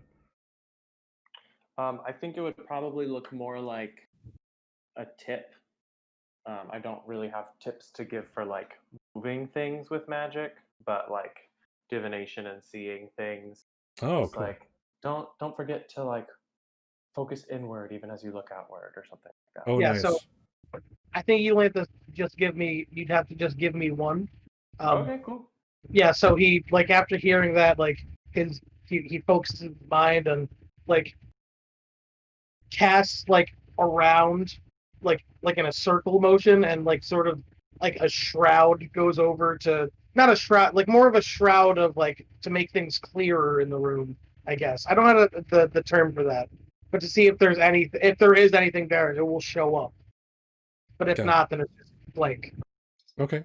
So the as you kind of cast that over the stones, you see that um it's divination. So you're looking to see if there's anything magical about them. There's nothing magical about them. However, for this little instant in your mind's eye as you're kind of bringing the spell to a close, you do see one of them in your hands as a foretelling of the future. And he just sort of thinks like to himself, but like, no, duh, of course I'd be picking the rocks up, and he walks ahead with the same attitude as Juan, but much less so. And he's proud that he didn't fail that. He wanted to show that he's good at magic, and he doesn't just fizzle out on all of his you Right. know. And Matthew is, as usual, trying to fade into the background, but cannot. What is Matthew doing? I was just gonna go in like head first, Perfect. That's not and much forethought. yeah, I see that's kind of Matthew's style. Is just kind of go for it. Just do it. Don't debate it. Don't like philosophize about it. If you're gonna do it, if you do it. If you're not gonna do it, don't do it. Exactly. Yeah, that's cool. So yeah, so as soon as you all get in there, the brazier blazes, and as the embers kind of dissipate, you see in there the same woman that you helped before, the woman with the wheelbarrow thing, and she bows to you. She's now dressed not as a peasant, but in like golden finery and silks. Like And when Senora, she good to see you again. what like before when she said like hand him the fruit, and she was like, oh, it'll keep you warm. Like he had an inkling like there's something weird about that, but then he didn't like when he sees like the lady pop up, he's actually genuinely surprised. Like so she bows to you and she says, you may have heard my name. I am called Sengen, the goddess by some, and I guard this mountain. There are pilgrims who come up here regularly and try to show their worth, and I test them, and most fail. And I know that were you not going back to your school, and she kind of gives like that stage wink, that you continued, you would have potentially died on this mountain. But you helped me, and you put yourselves at some risk for me, and you stopped to help me, and that counts for something. Though you did fail, and you really do need to pay attention to your professor better. I did so. And with that, she basically has her arms kind of folded into her gown and withdraws them and gestures to the pile of stones and says, "You may each take one. You are worthy." I mean, I knew it. I knew it was weird. I knew she wasn't normal. I knew she was. Does Matthew actually say that? Yes. Yeah. So as I kind of lower my hands that I had raised, prepared to the blast. defend the students just in case, I kind of pat Matthew on the shoulder. Good instincts. All right, well, let's just get the rocks and not die in the Thank snow. you. You are very Cool. So you each do take a rock. Yes. And it's almost Yeah, exactly like how he remembered it a second ago. Exactly. Very good. So as you take, power of divination. yeah. So as you take the rocks, you kind of each kind of hold them in your hand. Again, these are not magic. These are just there's something important about them to you as you hold them. Maybe it's her words saying that this is you weren't just given these rocks, you earned them. That maybe makes them some kind of special in your brains or something. But as you are kind of contemplating the stones, you find yourselves back at the school, at the same place on the stairway where you started out the day. But it's not the same That time, I saves, assume. that It is saves a not. lot of time. Not the same time. So, You're actually seeing a you bunch know of that, other groups also. Not everyone seems to be back yet. And so have any of you met a goddess before, or is that just like a new thing for me? I mean, I don't know who my parents know at their dinner party, so that was a first. so headmistress Waller is at the top of the stairs again, and it's kind of just offhandedly tapping her staff on the ground again, putting out those pulses. And she announces that she see every now and then you see another group reappear, that or walk from another door or something like that. But the group is coming back together. Um, I want to wink at William and be like, I really should have taken a coat with you. You definitely need. And then he says, "Well, maybe next time, don't tell me I wouldn't need it." Simple You as should that. think for yourself. No, I don't think I will. All I right. think that sarcasm went right over Mr. Oakhurst's head. That's the point. So Headmistress Waller calls out, we're still waiting for the last few to return. And she kind of, again, offhandedly taps as she's surveying who is here. And you can kind of see behind her, there's like a large, like, stained glass window that kind of goes towards it would go towards like the center courtyard area, and it's starting to get dim, and before you know it, uh, the the sun goes completely down.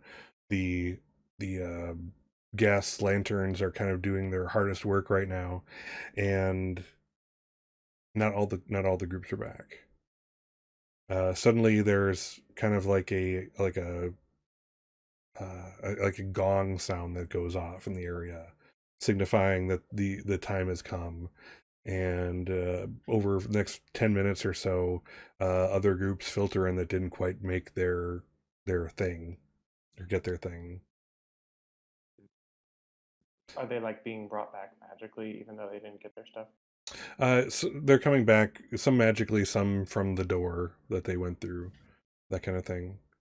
But yeah, we could see a lot of downtrodden students and disappointed teachers doing a lot of head shaking. There's a lot of head shaking here, and they kind of you can kind of see the school's faculty is pretty well known for a decently integrated staff, in the sense that there's not a whole lot of drama, but there's still some one-upping going on, and people are taking note of who students finished and who students didn't.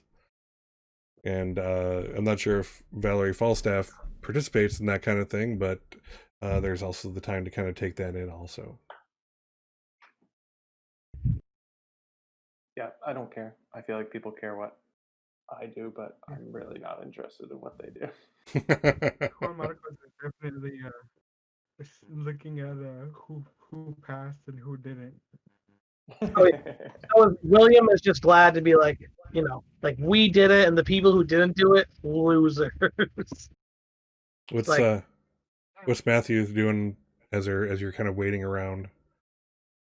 Just kind of keeping an eye out, getting a feel of who I can go to if I need help and who maybe will come to me and if they need help, Oh, sure.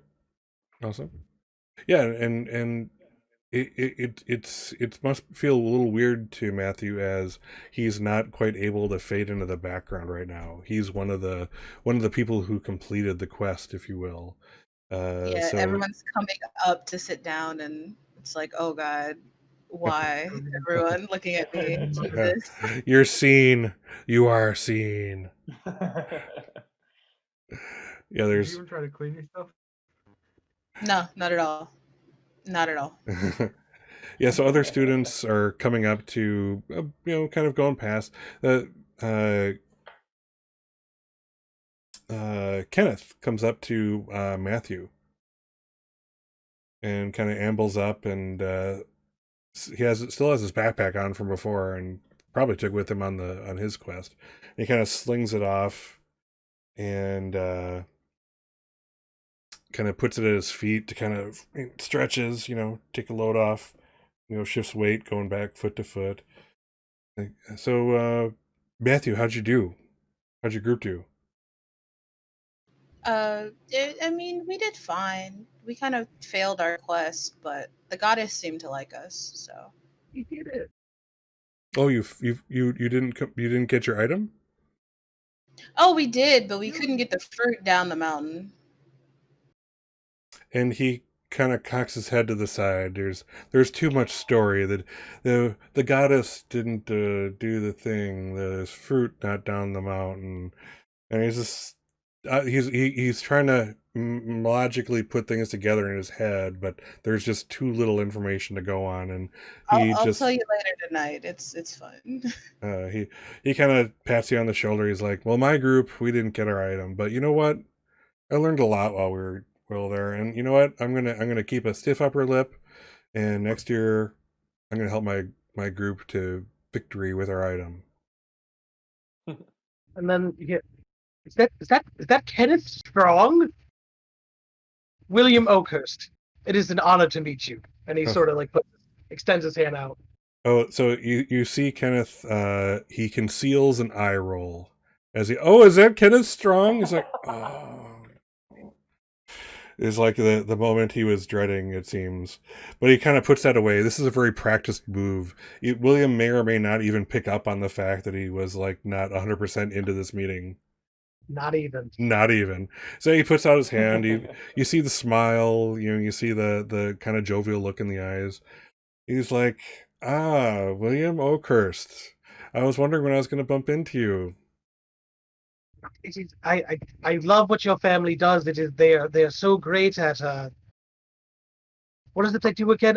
Yes, they are wonders at magic that reveals almost as good as Miss Falstaff here, but they perfected it. I just wasn't sure you were finished. And he kind of like goes, and how are your dragons doing? Do you have your little one with you right now? I think like if Teague pokes his head out, Rune sort of pokes his head out, and it's not even like a rivalry thing. They just look at each other like, oh, this again? Hey, like I've seen you around. It's cool. It's about that.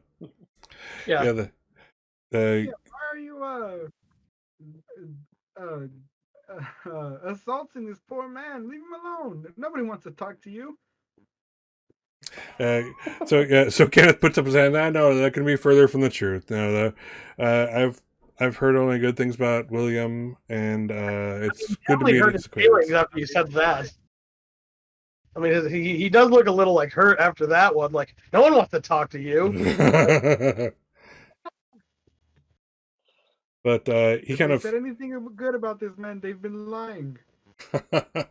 he does. Kenneth laughs at that one. He's like, let me guess. You're the one with the they said about the rattlesnake, right?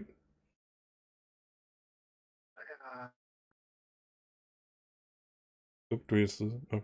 He's like, what's your? I'm Wait sorry, for Diamondback. my name's Kenneth. What's your names? Juan Marcos Alexander. Good to meet you. Do you dance? Oh, I've been known to cut a rug on occasion, but this year I'm specifically buckling down on the books. So we'll get back to the dance, I'm sure. Though it is a good way to kind of break up the mind fugue and get back to study. So I do dance. That I can admire. Hey, so your roommate's here with Matthew? Yes. I was really happy to see that we were paired together. He's uh have you met the unnamed? His little friend? It's actually quite fascinating. I was yeah, I was with Matthew this summer actually. It was kind of just really unsettling to have that thing around all the time. But you know what? I've got a snake, so it's not entirely new grounds. Oh, I find it fascinating. And I think already Tegan he kind of looks to Matthew. He's like, Tegan, him, her. Her. Oh, so Tegan and her will get along just fine. I think they're already forming bonds. So I'm looking forward to it, and this is going to be a good year. When you start out with a good roommate, you can only go up from there. So and he kind of shuffles his hand. He's like, I didn't mean to interrupt your group, by the way, and I'm sorry if I interrupted Dr. Falstaff. I was just wanted to congratulate my roommate on the journey. You're totally fine. Great to see you again, Kenneth. He kind of You're nods. fine. He's like, yeah, get back to your talking. I just Welcome at a table. oh, thank you. Yes, Matthew, I'll see you back in the room later. I'll probably right after the ritual after dinner. So enjoy. You did well. For what it's worth, Matthew, I'm proud of you. Thank you, Kenneth. Stop talking to me. Stop noticing me. I just want to fade away. Can't you let me fade away? Notice me. So with that, Kenneth will take his cue and kind of go back to his own group, who are all have their heads bowed in shame. It's just sad, and and you can see he kind of as he goes over his group, he kind of pats them all on like the lower back. Hey, next time we got this. Can't win them all. So I'll say know this. If wait, do the mentor and mentee groups stay the same every year? I'm gonna say they can change. Sometimes they do remain stagnant, or not stagnant, but they do remain the same sometimes, and Right. not others. So it's all up to Okay. the mentor actually. Okay, gotcha. I'll just say just remember if there's ever a year where we don't get our item, it's a common occurrence, and the learning lessons where we don't succeed is often where we reap the most benefit for learning, which is always the goal.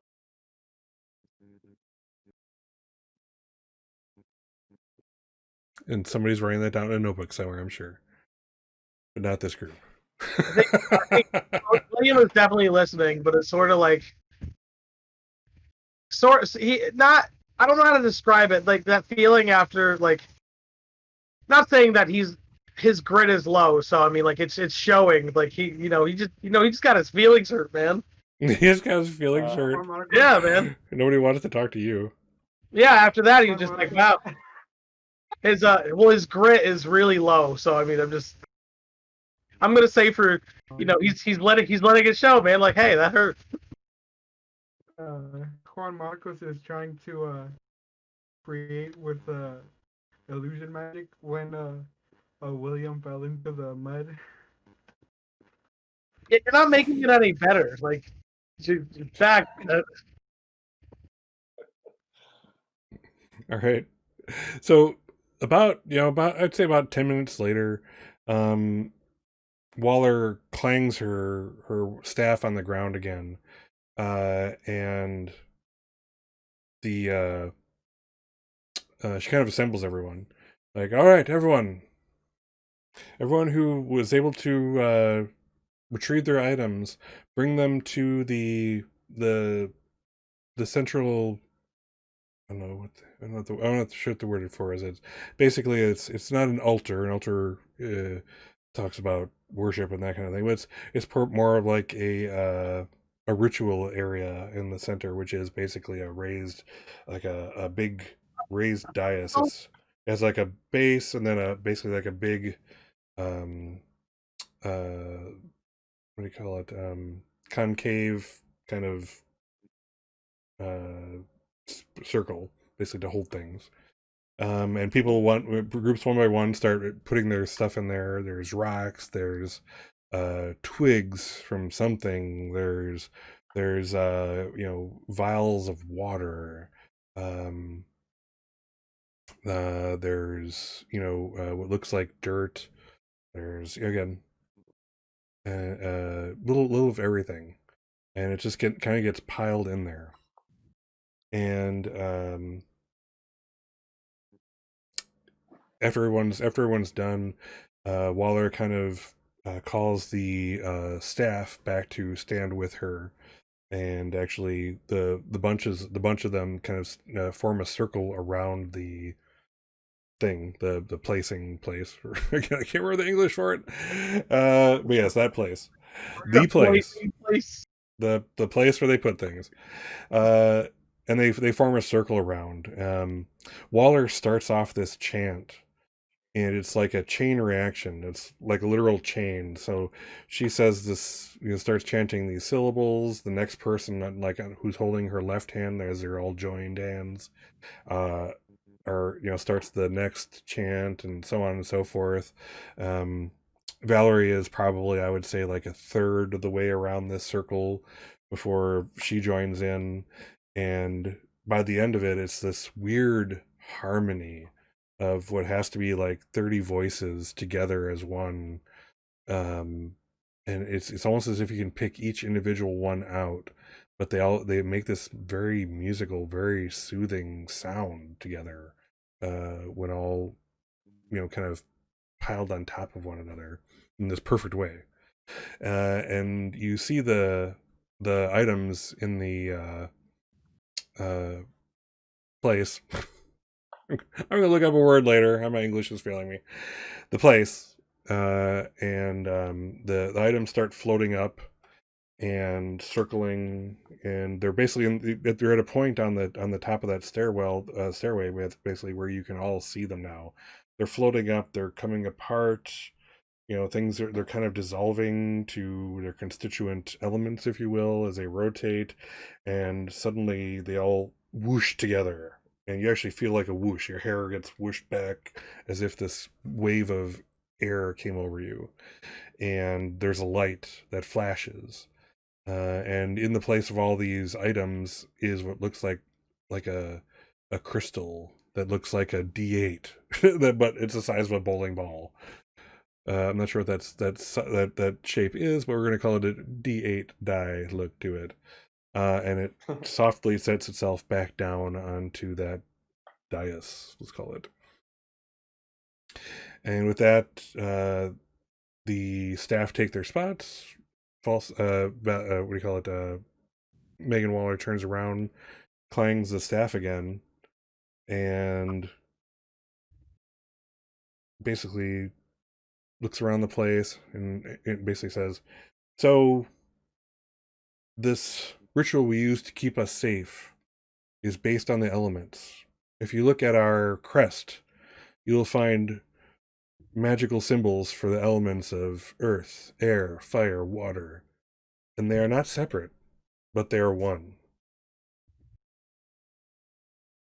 And so too do the things reconstruct themselves that protect us. And it just goes to the lesson to be learned here is that just like the elements, we can all be one. We can all work together. We are strongest together. And we from the stars, we have arisen. So don't forget that. And with that, she dismisses everyone and kind of just offhandedly says, enjoy your school year. It will be a challenging one. And people start going about their business. So one of the things that's interesting about this school is that unlike certain other magical franchises, there aren't any slaves that work in any kitchens here. In fact, the underclassmen take care of, they assist in the kitchens, both making meals and cleaning up afterwards as part of their kind You're of... talking about Miss their, Peregrine's, right? what's that? Professor Furious. I didn't hear you. What? Friend. You said you're talking about Fast and the Furious, that French? No. Yeah, that's it. It's talking about Fast and the Furious. No. Anyway, so yes, as underclassmen, you all basically go to your places to kind of go to the kitchens. You help out the actual kitchen staff, who are, people, humans for the most part. There's the occasionally, magical being there, and you actually help with the preparation and the serving of the rest of the school, to include the faculty and the upperclassmen, and then yourselves. And after that's done, the underclassmen, help to clean up and wash dishes, etc., before they can go to their studies or their rooms or whatever. Dinners are grand and simple. The cooks take the actual professional cooks take place, do the grand part of the show, and everyone else kind of helps get, make everything else look good, if you will. So you have everything from crown roast type things to simple, chicken done in various ways, or fish, vegetables. It's all very healthy here. You're basically able to kind of serve yourself through a line, not unlike a normal cafeteria as you might expect.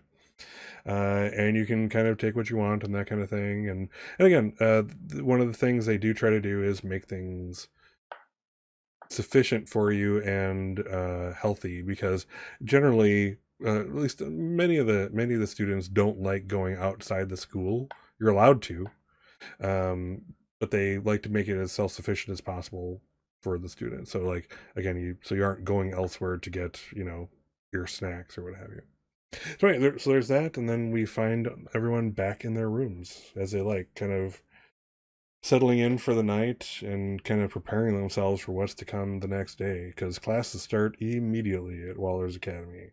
So this is your last night of respite before classes, which is difficult on both staff and students. So is there anything else anyone kind of does in particular before bedtime, when we'll end the session? I think, I mean, it's a magic letter, so it's going to be sent, magically. It won't take forever. But he's writing a letter to his father, and it'll be sent there. But I tried to do what you told me how to act, and that it wasn't exactly working out the right way, and I'm hoping that at least you're a little bit proud of me. I did things correctly today. I didn't really, in the way of failing, there was more succeeding than the latter. Gotcha. What does Matthew do before bedtime? I would get with Kenneth, look over his schedule with him, see if we have any seminar classes, and just I feel like he'd be one of those kids who would study for a class before the first day of class. So Probably a kid, right? if we had any overlapping classes, then I would kind of sit with him while he studied and go over it as well. Cool. Awesome. Yeah, he's definitely that guy. He will definitely be doing that pre-studying with you. Cool. How about Juan Marcos. What's Juan Marcos do before bedtime? Well, him and Omar. What's our? Do we have a bunk bed or is it Yeah, the loss? I think it'd be funny I if we think had a it's a bunk bug bed. that I don't think you established that. What are We they? got the bunk bed. Yeah, I, we got a bunk bed, and then we paper rock scissors for who would go on top.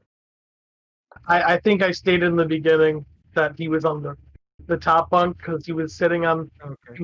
his bed and all the clothes was coming out of the his luggage and flowing like down into the dresser. Okay, that works. I guess while we're laying down, Juan is gonna say, "Hey, William."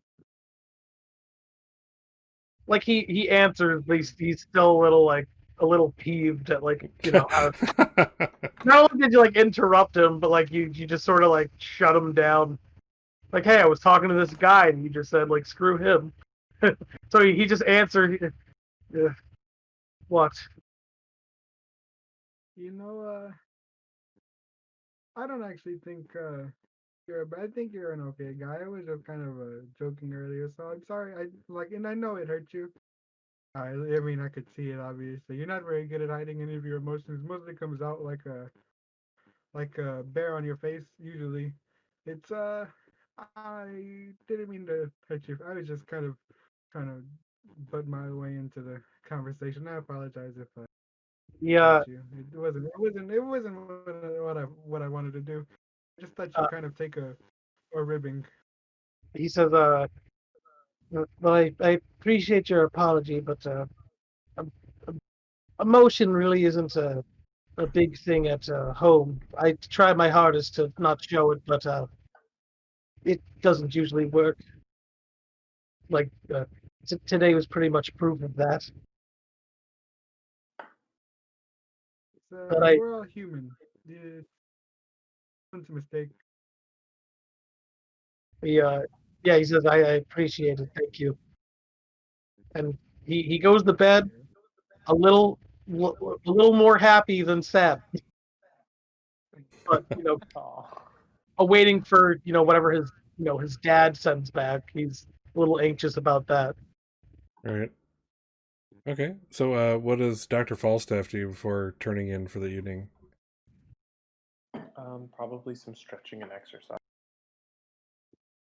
Healthy mind, healthy body, healthy mind. Mm-hmm. And Excellent. something to distract from nice visions. Ooh, nice. Out of curiosity, does Dr. Falstaff suffer from visions at all? Or is it pretty much under his control?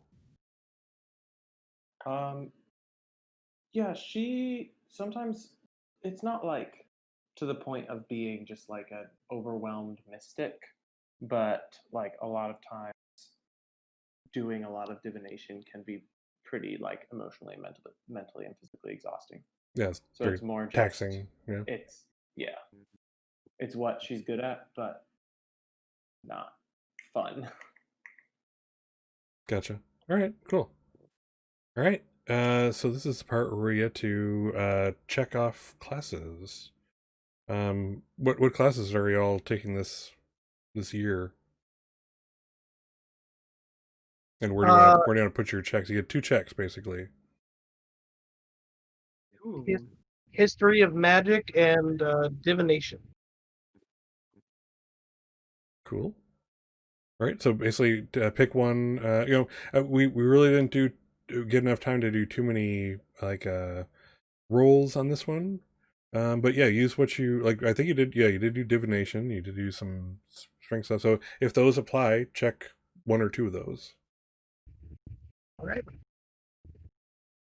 and then those checks will add up. Eventually, you'll get pluses to various types of magic that you've been kind of specializing in. So let's see here. So okay, so that's William. How about Juan Marcos? What are your classes that you're taking that you're checking this time? Uh, what's that storytelling class we had? I was taking that one. Yeah, that's again. Do we ever establish what the Name? stats were from that? I kind of thought it'd be brain and charm. Brain and charm work. That sounds good. Yeah, that's cool. All right. So are you checking one of those? Um.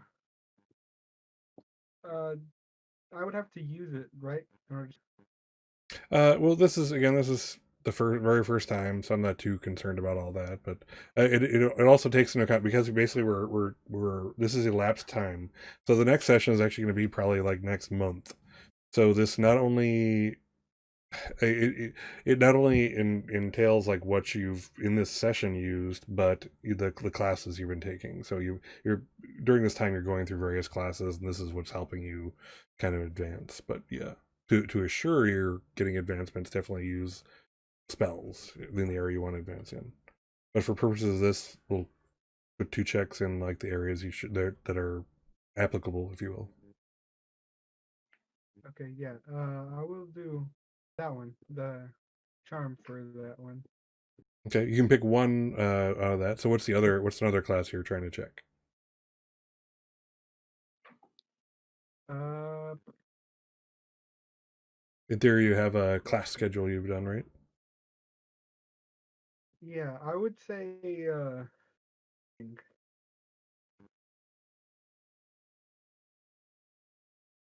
Yes.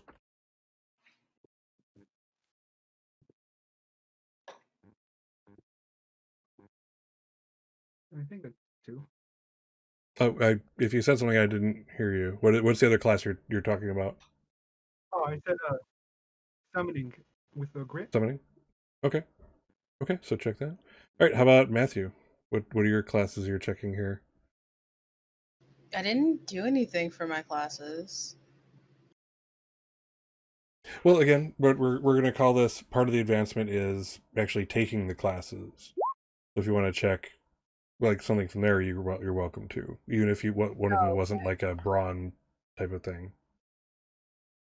Okay. Yeah. In that case, then I would do my potions class and my defense against malicious magic or whatever it's called.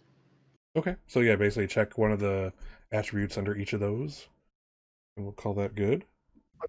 The attribute, what do you mean? Like your brains, brawn. So against So malicious magic, each you can class. add Okay, some so each class you're taking has like 3 attributes that it could potentially. I noticed that, yeah. Do I put that under stat, magic? Do I put it on the separate schedule sheet? I would for purposes of what we're doing. I would just put it on the character sheet under like school bag. That's a good place to put it, like your class schedule. Well, I have that. I mean the marks. What do you mean by add marks?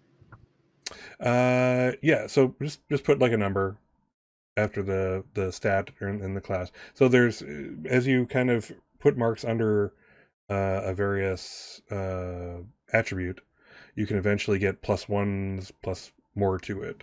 Let's see, what is it? Let's see here. I can't find again. Unfortunately, I really am not a big fan of the bookmarks on this book. I can't find anything at all. So I'm just not even gonna look. So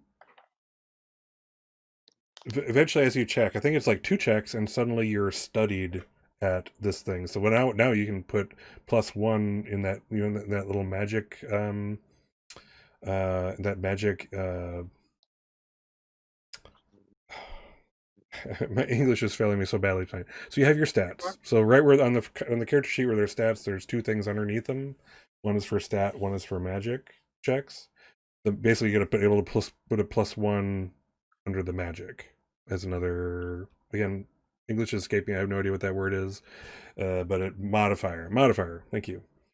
And eventually, as you get more checks, and eventually that modifier goes from +1 to +2, etc., etc. And that's how you kind of increase your magic ability as you go along. So that's what those checks mean. And again, I'm real sorry about this book. Is again the bookmarks could be a lot better. So I can't find anything at all tonight. So yeah, there's that. So yes, so basically that is your experience. That's how you're going to improve things as you go on. Just kind of make a note of how many checks you've made, check marks, or that kind of thing, and then we'll go from there. How's that sound? Excellent.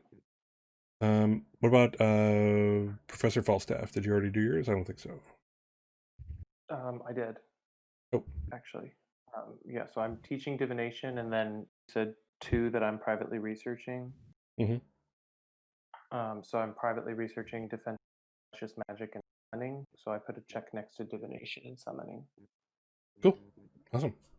All right, and again, we'll get this a little more down pat as we go. This is episode 1. And I'm going to make my own little GM sheet because, again, I really like this game, but the book is put together not well. I'm sorry.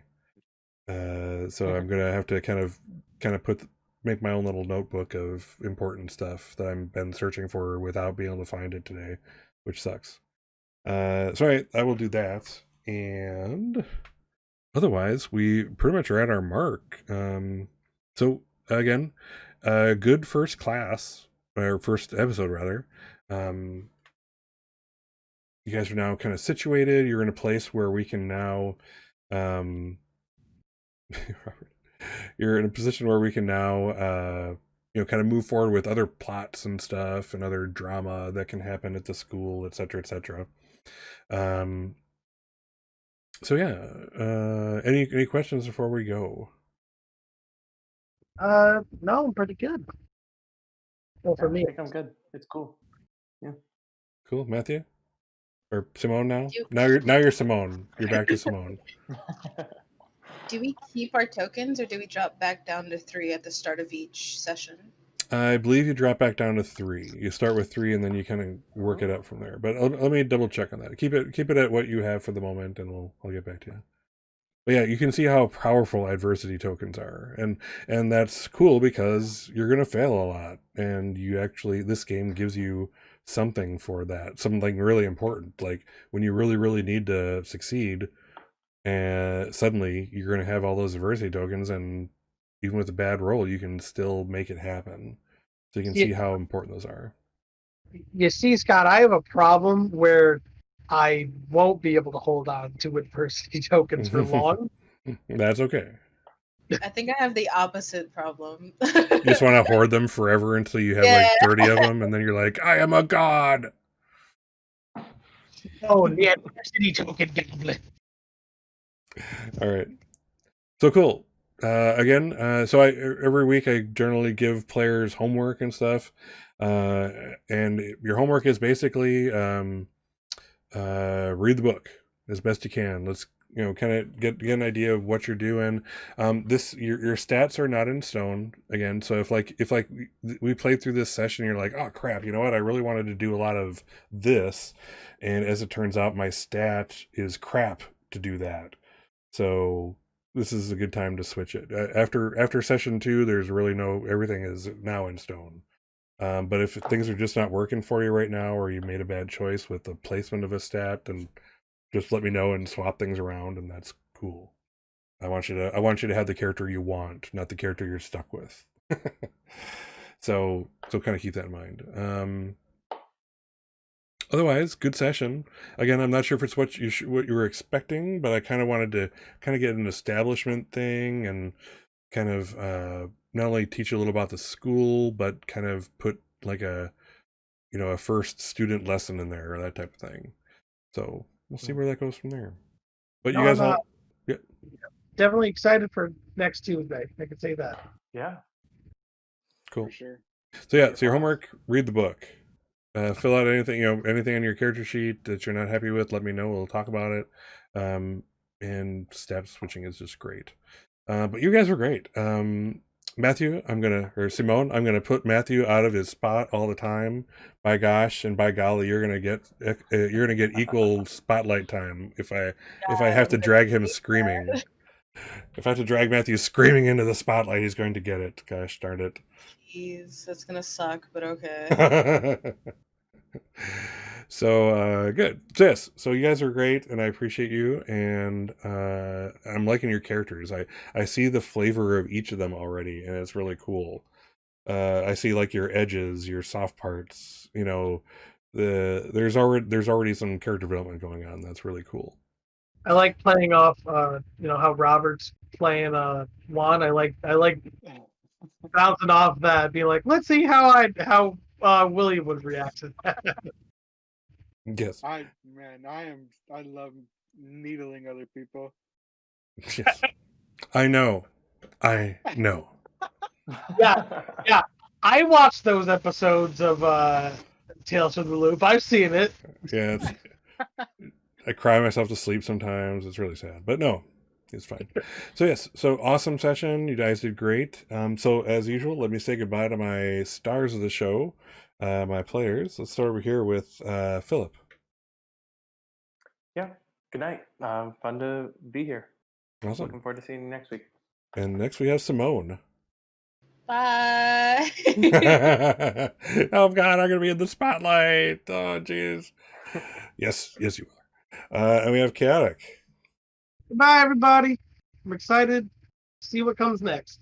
All right, and last but not least, Robert. Adios, amigos. Cool. And I am Scott's Case Files. This is the channel you're watching. For all my links and stuff, if you're watching me on Twitch, just click the About below. If you're watching this on YouTube, all my links will be in the description, all that kind of good stuff. If you're watching me on Twitch, please do a follow.